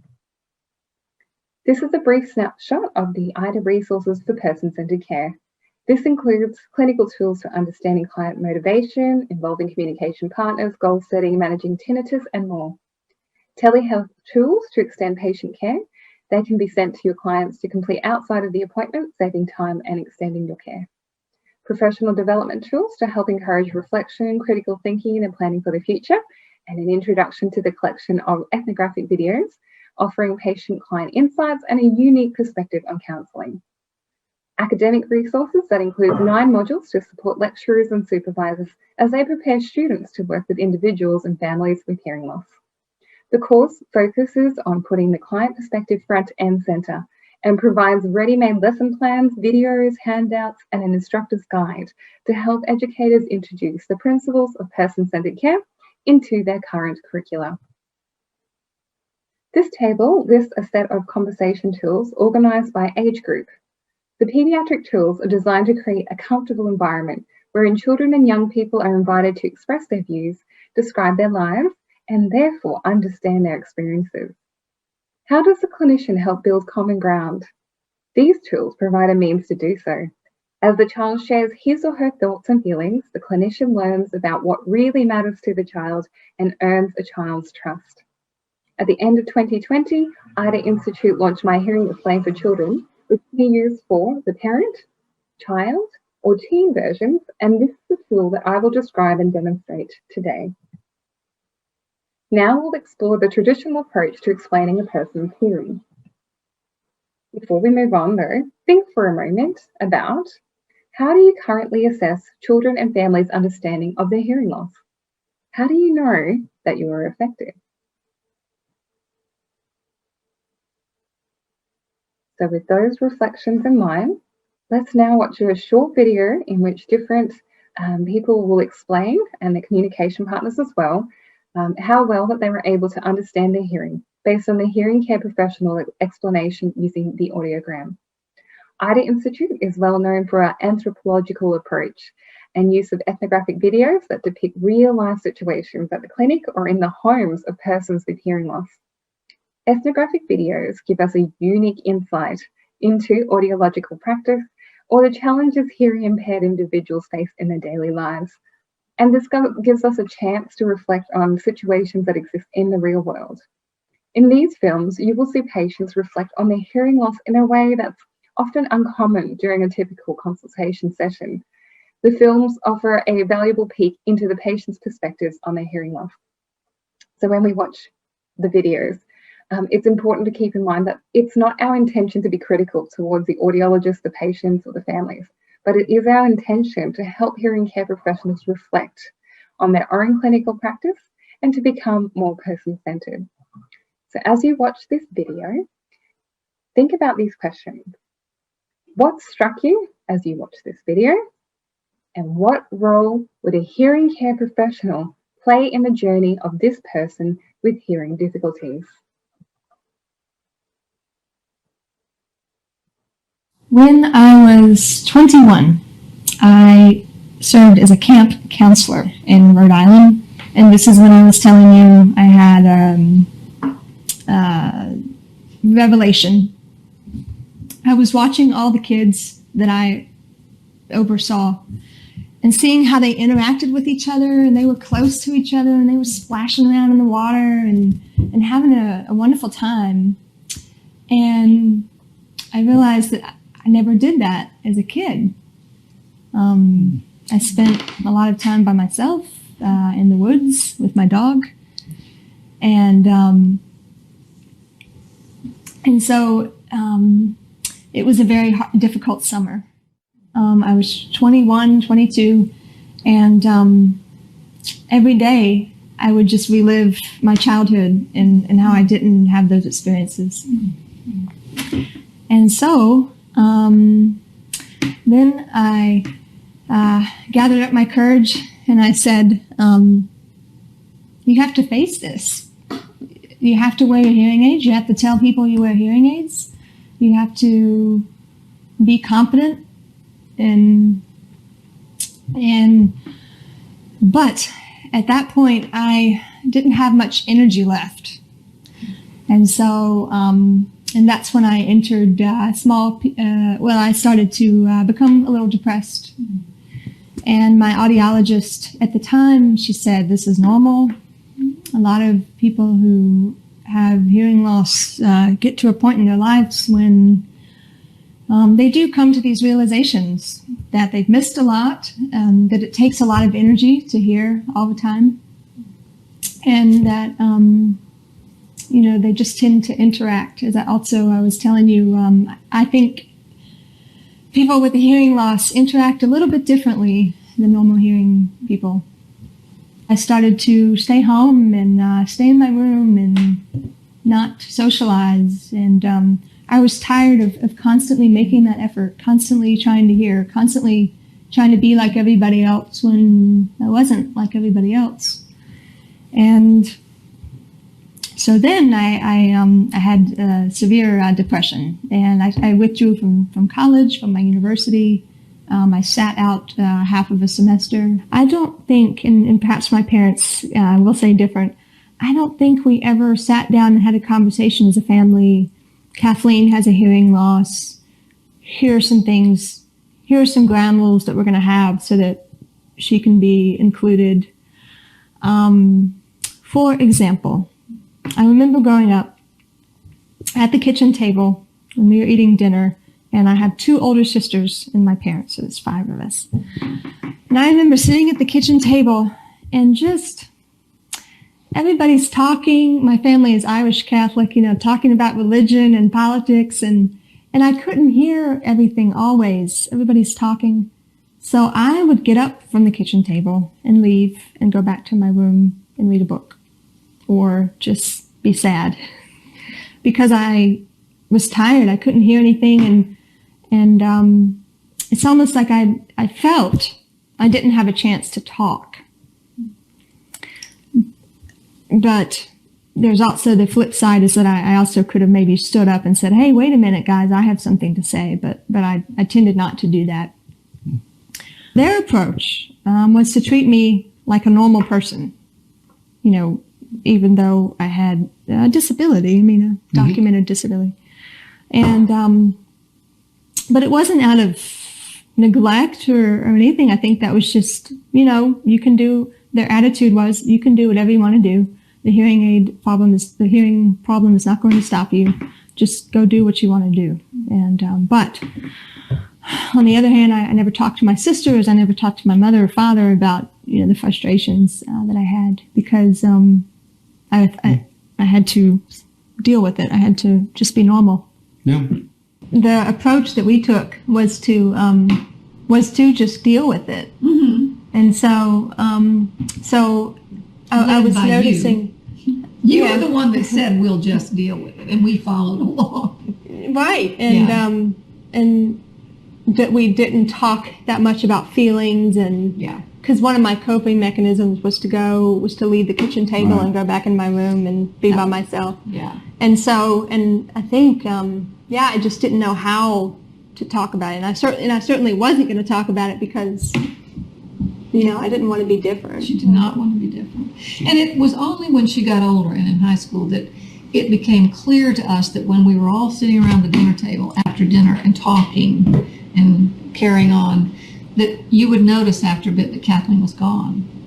I was wondering why we didn't talk about it when I was younger. But I think it's just because, I was doing okay. And we were all so caught up. 2 older sisters, we were all always busy. But I think as a young person, I was just like, well, I just want to be normal. I just want to be like everybody else. So I'm going to continue to keep that approach, And all of this takes time. But I think there was when you have a child that has something that needs special attention, and you yourself can't quite get a grip on it, for one thing, I had a very hard time understanding what was going on. Don't you think we did? We had and then Kathleen did not want to be singled out, so you have that idea of, okay, maybe we shouldn't do this. Mm-hmm. And so it was constantly trying to say, what's good for her? What in the world what are we doing here anyway? And trying to feel our way. And I will say, not to over dramatize, but there's a certain amount of sadness that I feel in that the learning curve was very steep for me. It took me accepting and then figuring out what we were supposed to do. And then by that time she was a young adult and we had missed a lot of opportunity. I don't think it's hurt Kathleen, but I think primarily it's because she wasn't going to let it hurt her.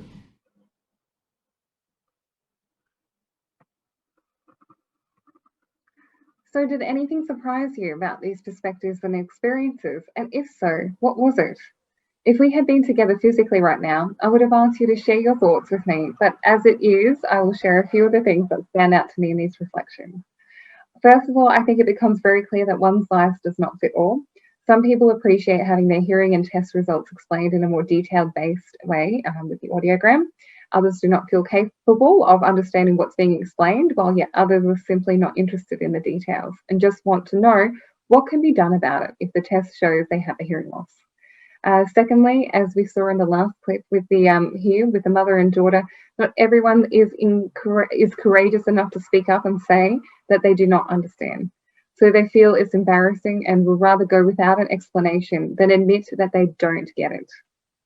So what these few these videos here that we have, and there's more on our website as well, what they show is that we need to ask clients about their information needs so that we can tailor our explanations to what they want.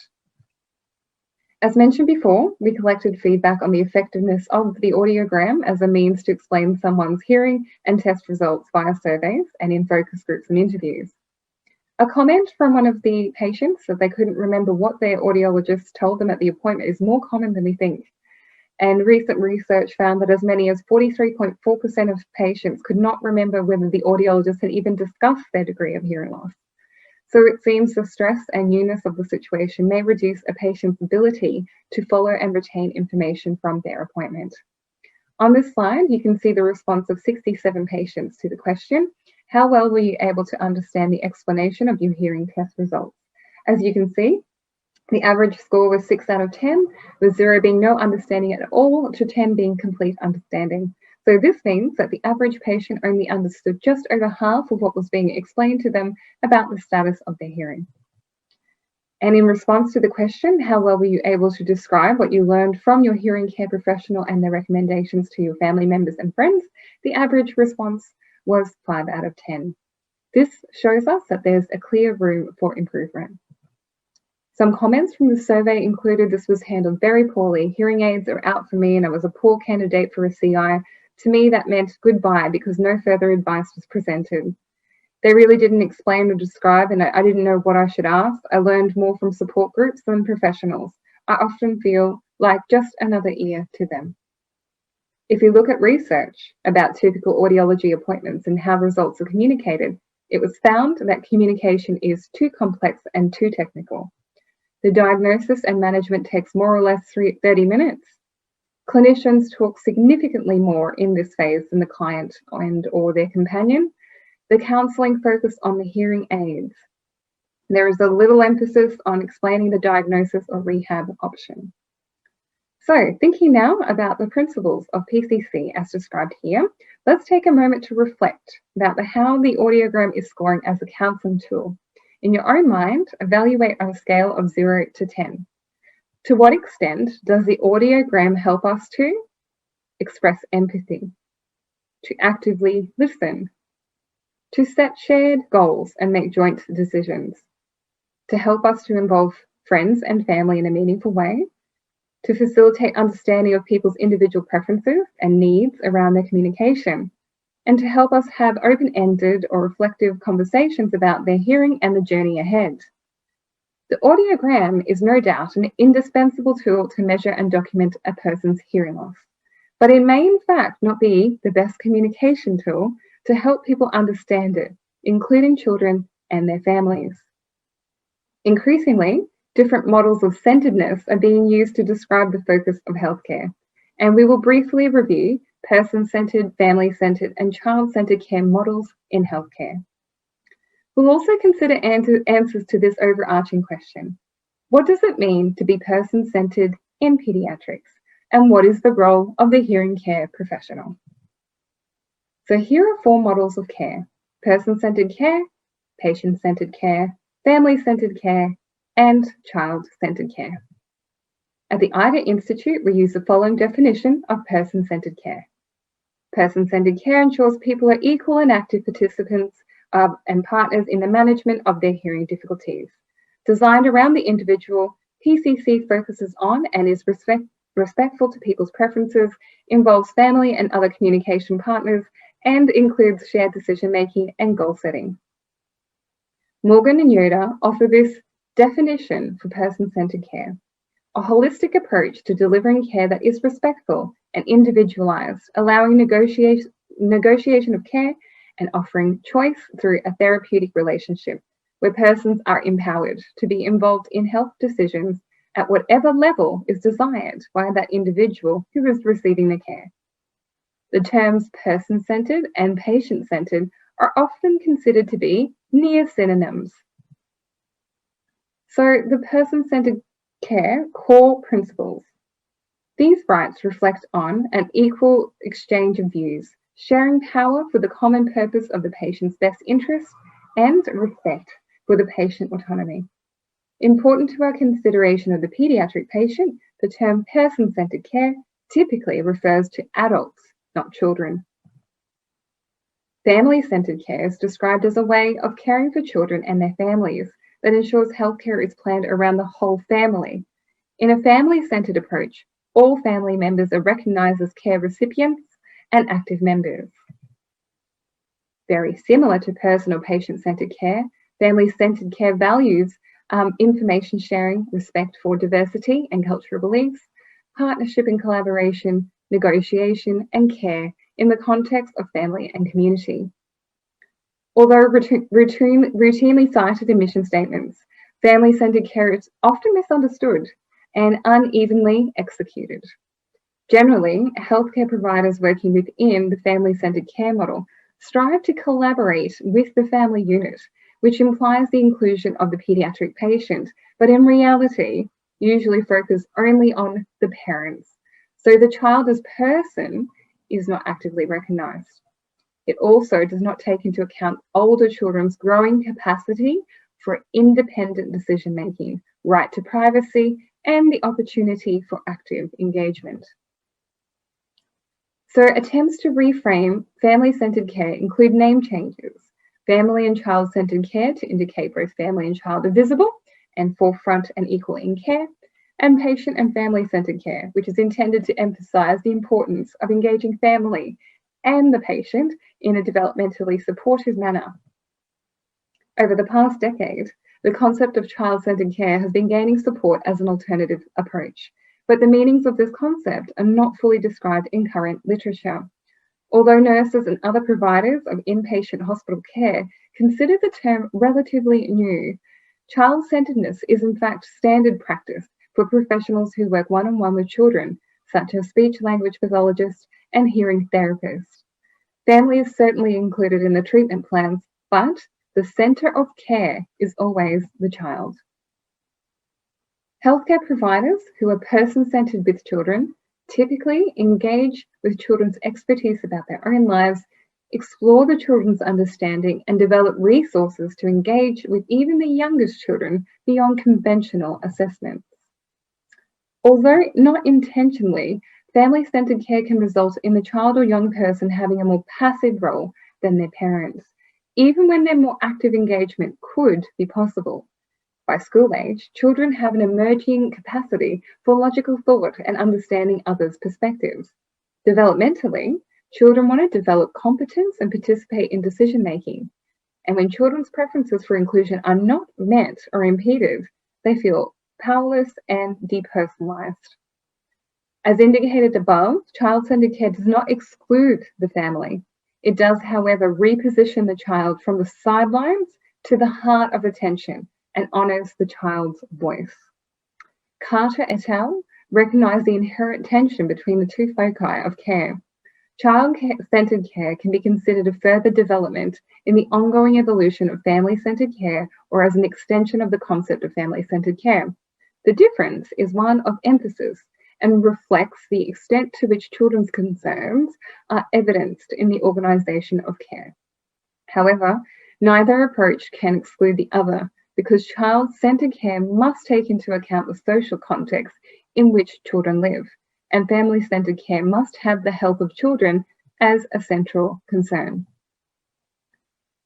The only recognised active members in the family-centered care model have been parents and carers and healthcare professionals. The child or young person is allocated to a more passive role. Child-centered care is seen as a further evolution in children's healthcare. And child-centered care firstly recognises the child's personness, and secondly recognise his or her familiness. So, why should one be child-centered?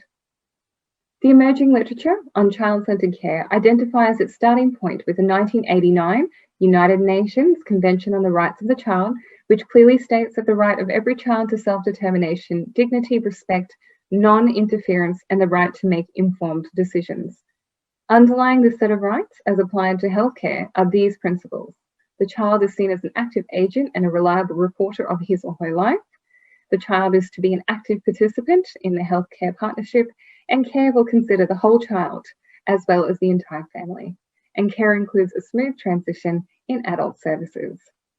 Please note that this model does not suggest encouraging children to have free rein to be tyrants, but rather is an effort to support children's development in healthy, productive ways. Articles 12 and 13 requires entities to assure to the child who is capable of forming his or her own views the right to express those views freely in all matters affecting the child. The views of the child be given due weight in accordance with the age and maturity of the child. So it is the essence of child-centeredness in healthcare to give the child a voice. And this is why child-centered practices in paediatric audiology is of utmost importance. Very often, person-centeredness with children is not a constant in paediatric hearing care appointments. And without question, family-centered care is a highly appropriate model when infant and toddlers are not capable of speaking for themselves.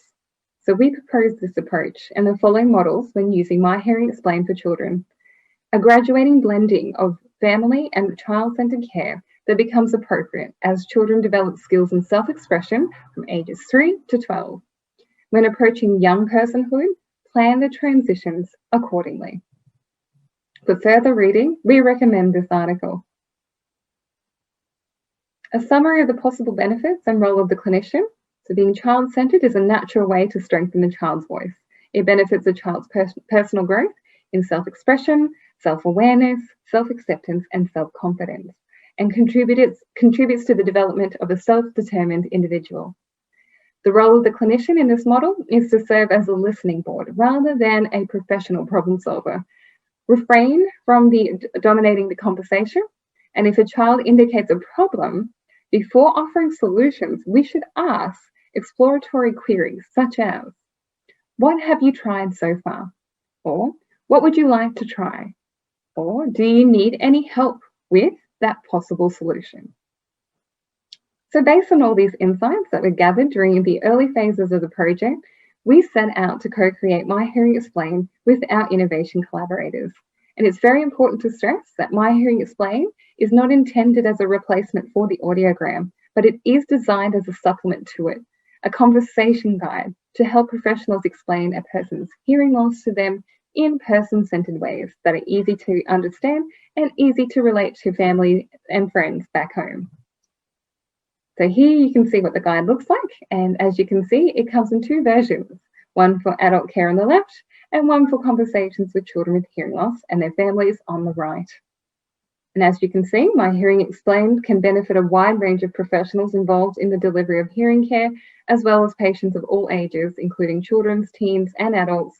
And on the professional side, hearing care professionals, pediatricians, GPs, ENTs, etc. I've invited our senior audiologist, Shirley Rutherford, to give you a quick introduction to how the tool works.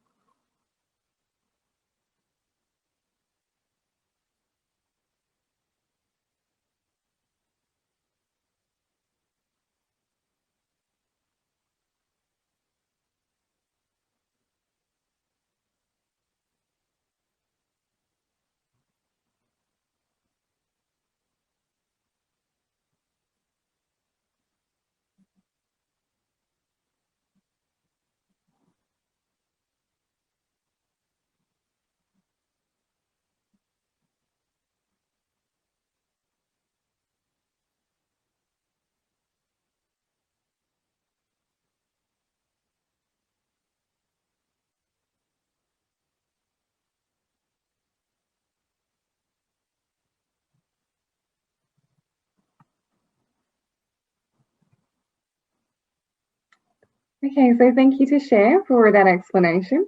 And as you can see here, the audiogram, it is a valuable tool for hearing care professionals, but research shows that it can be difficult for family, children, and adult clients to understand. So My Hearing Explained for Children is a conversation guide for relaying hearing test results in person-centered terms. This tool can be used for parents for children under the age of 6, for families and children for those over 6 years or as appropriate, and as a standalone tool for teens and tweens. Using easy to understand language, this tool helps parents, and as they get older, their children, understand the hearing loss as it affects daily life and helps them explain the hearing loss to others. The top half of this parent education tool helps parents ask questions and learn about their child's hearing with and without amplification. Our explanations should address only their questions with minimal elaboration. The open-ended items at the bottom ask parents to monitor their child's hearing status and share their observations and concerns. The tool can be used as often as the parents wish. This tool is a type of question promptless, a QPL, shown in healthcare to help patients or parents feel trusted as reliable reporters and perceive that questions are welcome. When a child has developed sufficient language comprehension and self-expression, My Hearing Explained for Children provides an age-appropriate platform upon which to learn more about their hearing and explain to family and hearing care providers how they are managing. The tool is intentionally designed to promote a two-way conversation rather than a one-way lecture, for example, explaining an audiogram. Using everyday language, this tool helps children understand their hearing loss as it affects their daily life and helps them explain the hearing loss to others. The top half of this education tool helps children learn how to break down the characteristics of their hearing. And since loudness is the most obvious benefit of amplification, it probably doesn't require much explanation, but we can inquire about a child's thoughts on loudness. Is it sometimes a problem? Is there often a need for more loudness or less loudness? The open-ended items at the bottom prompt children to share their observations and concerns. When used as a routine component of audiological appointments, all involved with the child's care, especially the child, will be able to monitor changes. If not addressed already, by age 12, clinical terms should start to be introduced to help young people read their audiology reports and explain their listening circumstances with adult-level terminology. By age 12, pediatric patients have likely personally experienced the challenge of listening effort that may not have received information about it. My Hearing Explained adds this concept to the young person's repertoire, and once introduced, he or she will likely be able to provide several examples in his or her own life. Even patients satisfied with their experiences with loudness and understanding will notice the impact of listening on their energy levels and ability to concentrate. Listening effort is not readily evaluated in clinical assessments and may not even be mentioned. So the more patients understand their personal reactions to listening effort, the better they can manage it. Listening effort is less discussed in pediatric audiology, a particularly important feature of My Hearing Explained. And it's been recommended to use the everyday terms loudness and understanding with pediatric patients for some time until the concepts are well understood. I would now like to show you a 3-minute video of what it can look like when My Hearing Explained is used during an appointment. We are going to South Africa to visit Silva, who works at the Red Cross Hospital. In this video, we are going to sit in on her appointment with her client and hear how she uses My Hearing Explained for Children to explain hearing. Hier is Johannes en Hanneke, sy ma. En Johannes, kan jy vir ons 'n bietjie sê hoe oud is jy? 12, ek is in 12,5. Ek is in graad 6 en ek doen gimnastiek en so. Ja, mooi. Okay, Johannes. So wat ons vandag gaan doen is ek gaan vir julle 'n paar vrae vra, net sodat ons 'n gesprek kan hê oor jou ore en jou gehoor en hoe jy jou gehoor verstaan en hoe jou ma verstaan wat jy kan hoor, waarmee jy sukkel en wat se situasies kan ons iets beter doen om jou beter te laat hoor. So Johannes, kom ons kyk gou hier. So hierdie is nou ons AIDA tool wat ons gaan gebruik. Die tool se naam is My Hearing Explained. So hierdie gesiggies en hierdie mannetjie gaan ons bietjie help om te praat oor jou gehoor. Kom ons praat oor jou linkeroor net in terme van hard en sag. Wat se gesiggies? Ek sal ook sê moderate sonder jou apparate. Kom ons begin met die regteroor.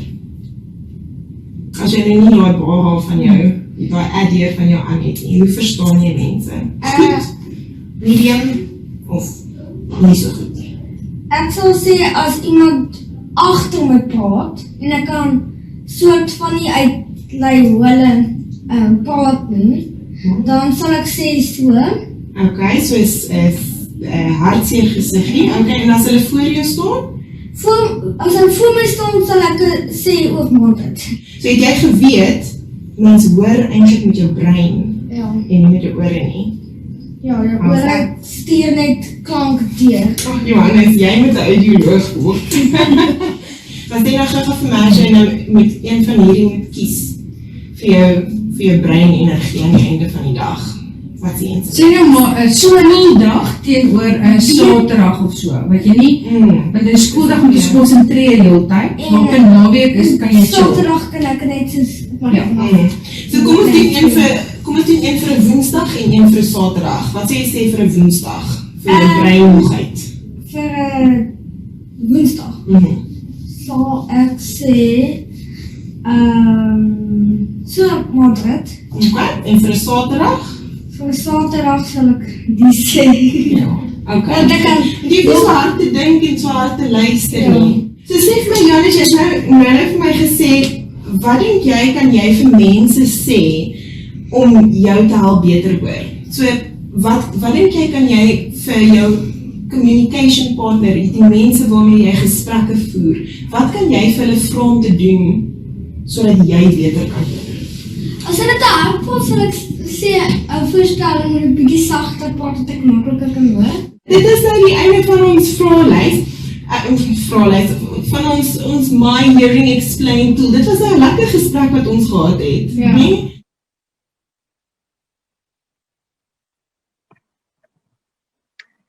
So I hope you enjoyed seeing My Hearing Explained for Children in action with the lovely Silva and her child in the appointment there.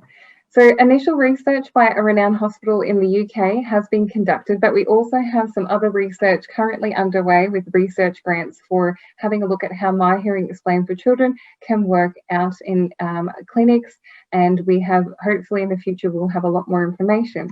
But for now, we have some research by a renowned hospital in the UK that's been conducted, and they plan to use the My Hearing Explained tool in virtual appointments initially, but however, to maximise the number of children they trialled it on, it was performed in both actually virtual and face-to-face appointments.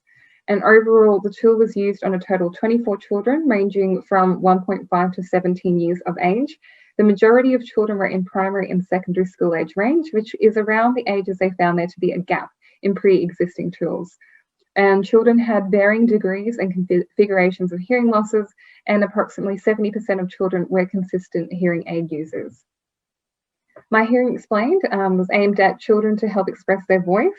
However, depending on the age of the child and the confidence to interact or to express themselves, this was not always possible. So during each session, clinicians determined whether the interactions were child only, both parents and child, but mostly child, or both child and parent equally and parents only.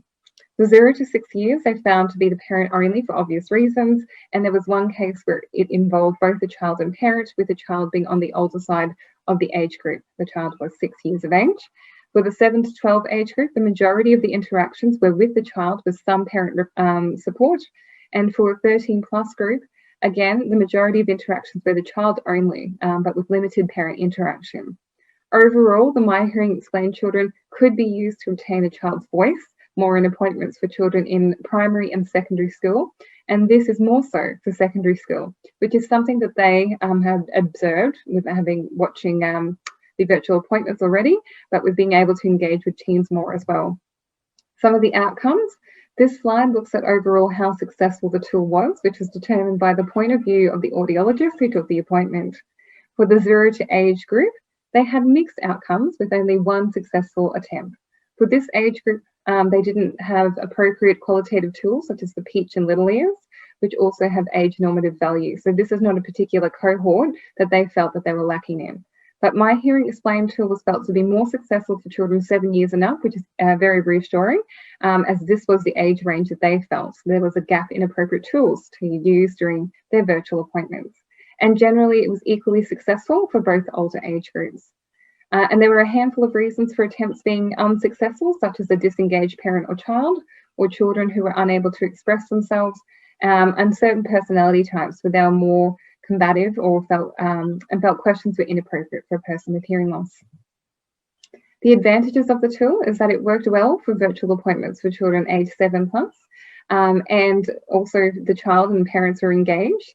Clinicians felt that it was a good conversational tool or aid, which is well set out and concepts are broken down easily, allows the child's voice to be heard in the appointment. And My Hearing Explained is a tool to discuss other aspects, not specifically related to just hearing and hearing aids, like listening fatigue, developing goals, and discussing communication strategies of the child and significant others. So to summarise, My Hearing Explained is great if you want to relate hearing test results in easy to understand language, help people explain their hearing loss to others, saving time in the appointments by focusing on what matters to your client, and guiding children and families through personalised recommendations based on their needs. It exists in 2 versions, adults and children, the youth, and it's available in English, Danish and Arabic, and hopefully Portuguese in the future. I want to leave you with 3 simple things that you can do to improve your client's understanding of their hearing.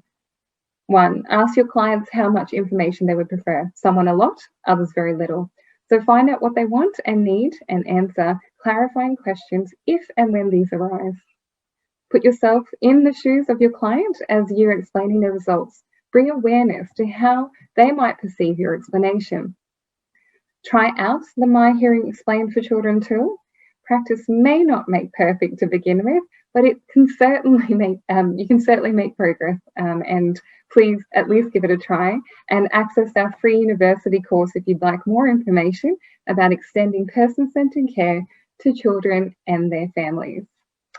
It has certainly been a pleasure speaking to you today, and the IDA Institute are so grateful to ABBA and your community for supporting us, and we hope that these tools will support you as well.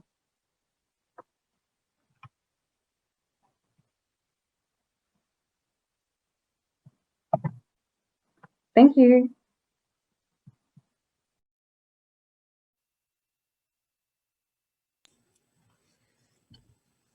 Bom, espero que vocês tenham aproveitado essa apresentação de uma das ferramentas pediátricas. Tiveram algumas perguntas aqui no chat que eu já respondi, e gostaria de lembrá-los que este é um dos instrumentos pediátricos do IDA Institute. Existem outras ferramentas para crianças e adolescentes que já estão traduzidas para o português. Então, quem quiser conhecer mais sobre essas ferramentas, precisa acessar o site do Instituto, idainstitute.com, e fazer a sua conta gratuita e acessar as ferramentas que estão disponíveis, tanto em inglês, quanto aquelas que estão traduzidas para o português. Tem algumas perguntas aqui, está perguntando sobre o curso. Alessandra, esse não é um curso, é uma ferramenta. Existe o IDA University Course, é uma ferramenta para professores para poder utilizar, incorporar os conceitos da abordagem centrada na pessoa nas suas disciplinas, né, de graduação ou pós-graduação, mas qualquer pessoa pode acessar. Lá vão ter algumas informações a mais sobre a questão da explicação do audiograma e outras explicações sobre outras ferramentas, mas não é um curso como os cursos que nós comentamos na sessão passada, né, que realmente é um curso com vídeos, né, explicações, etc. Deixa eu ver se tem mais alguma. Bom, enquanto ainda não tem perguntas aqui, eu gostaria de passar a palavra para a gente fazer um pequeno debate sobre essa questão da devolutiva não só da área audiológica, né, mas de qualquer resultado de avaliação. Eu gostaria de ouvir um pouco de vocês e também da doutora Ingrid, que atua na área de voz, né, mais especificamente, para a gente pensar assim, existe lugar, né, para ferramentas dessa natureza, para outras ferramentas como essa, e o que vocês conseguem vislumbrar, né, em termos de aplicação dessa ferramenta em particular aqui no Brasil. Por favor, quem quiser responder. Enquanto isso, eu vou fazer um comentário aqui no chat.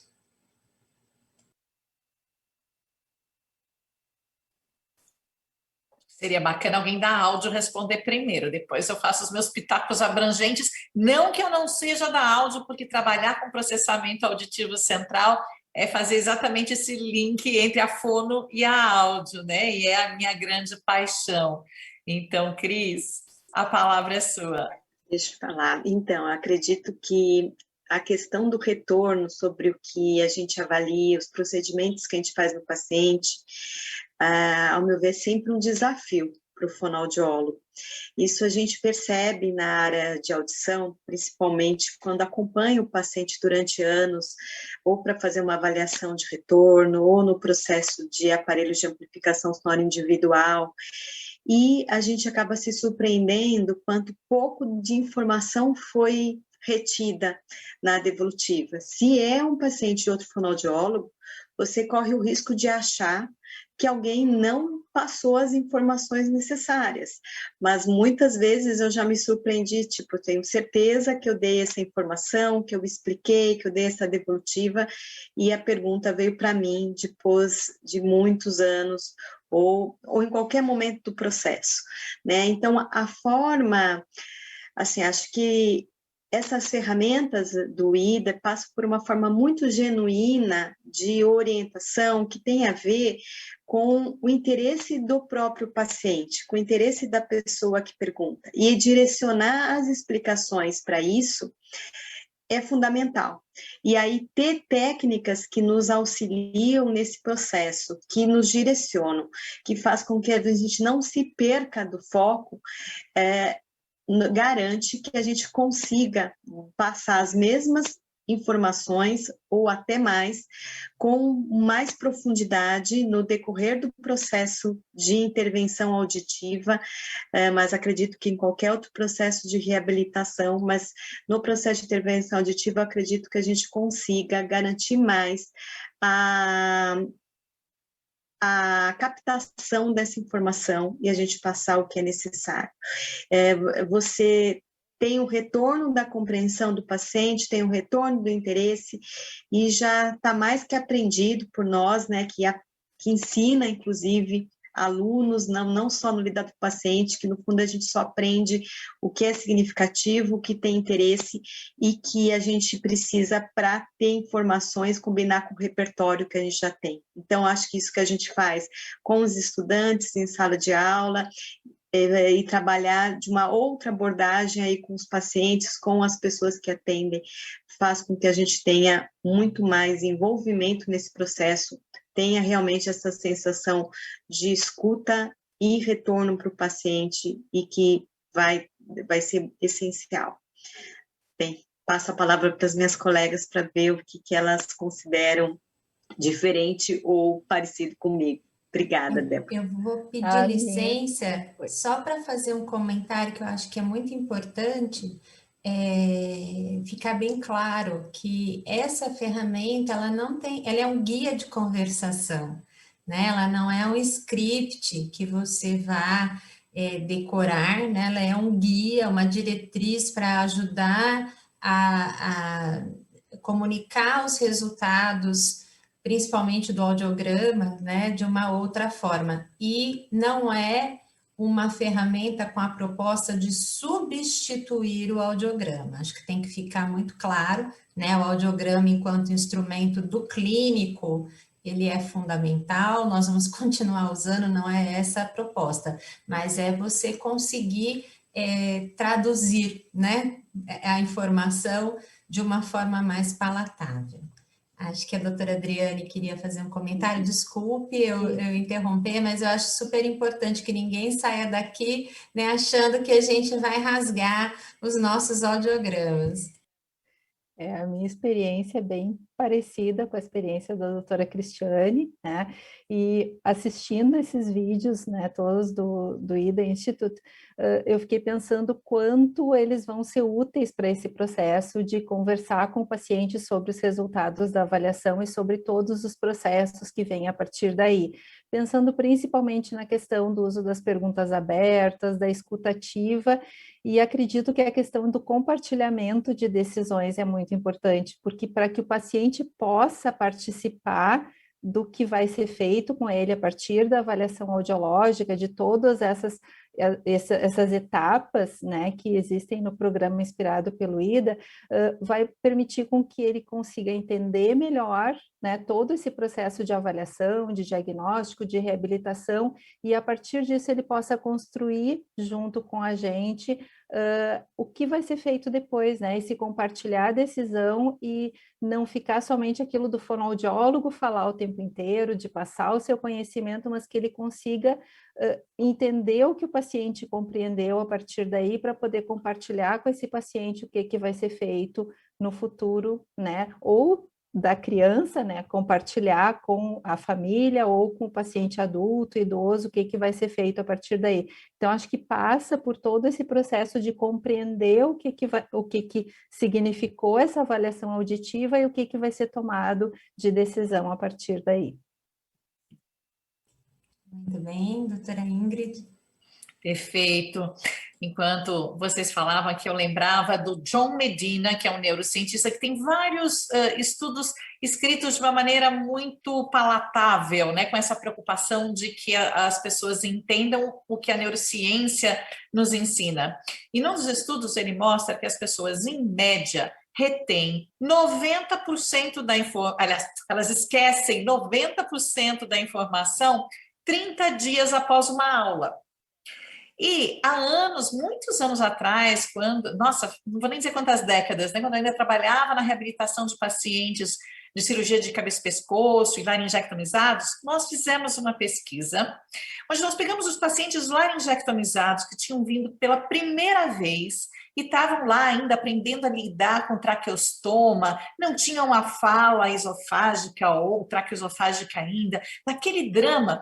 E aí nós, né, as alunas e eu demos aquela aula caprichada, contando o que era a laringectomia, como seria a vida deles e como seria o nosso tratamento.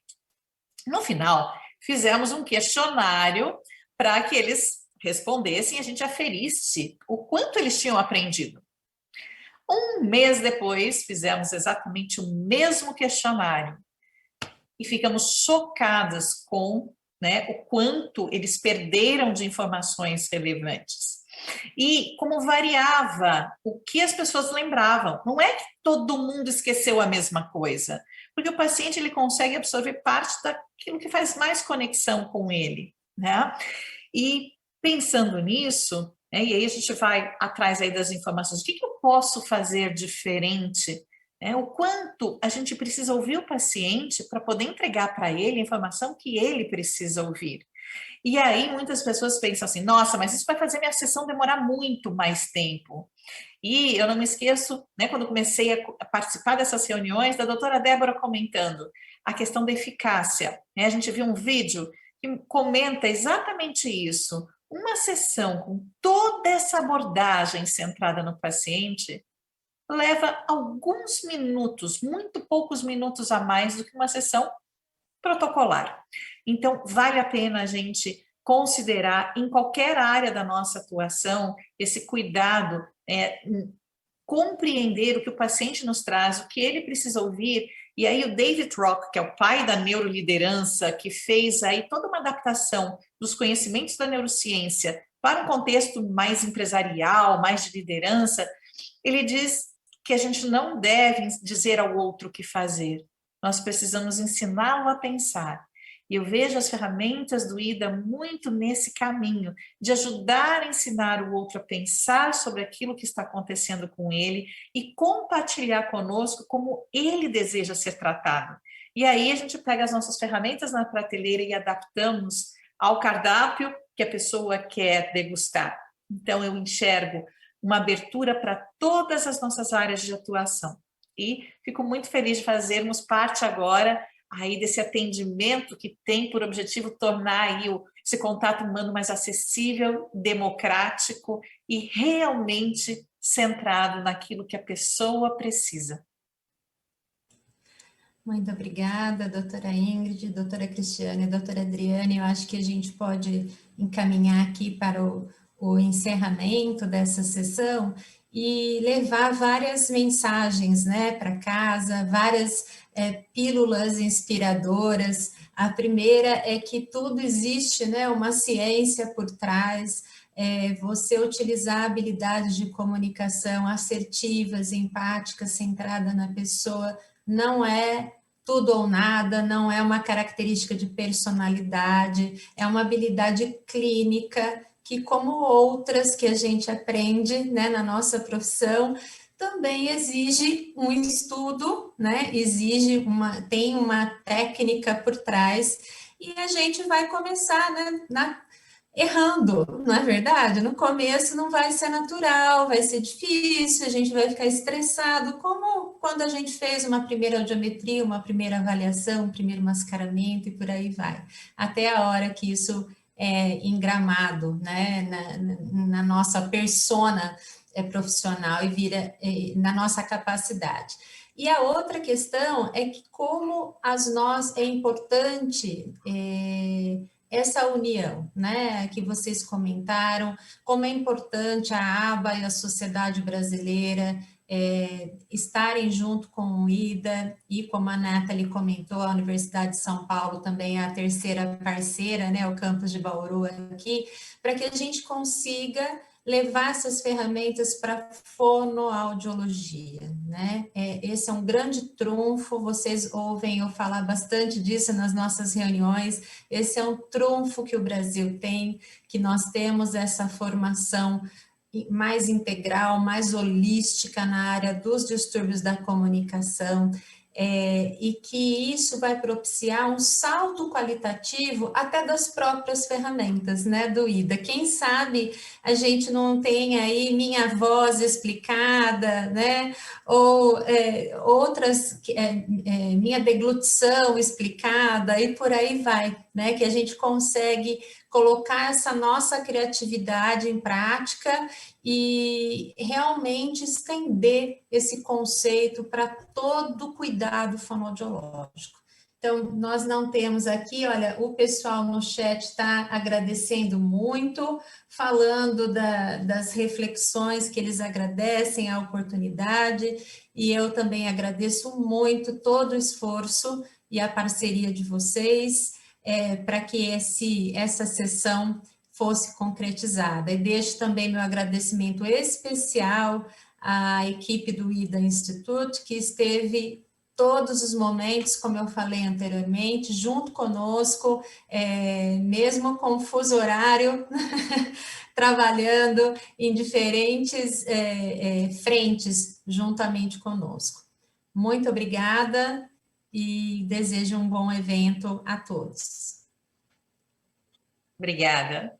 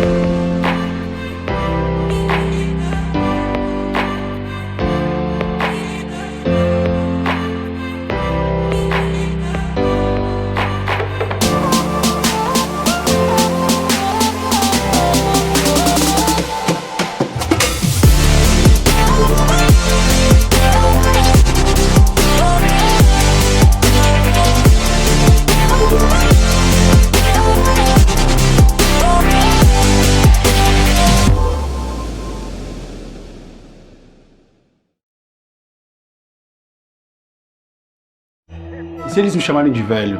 E se eles acharem que eu sou incapaz? Se me olharem diferente? Não dê ouvidos ao preconceito.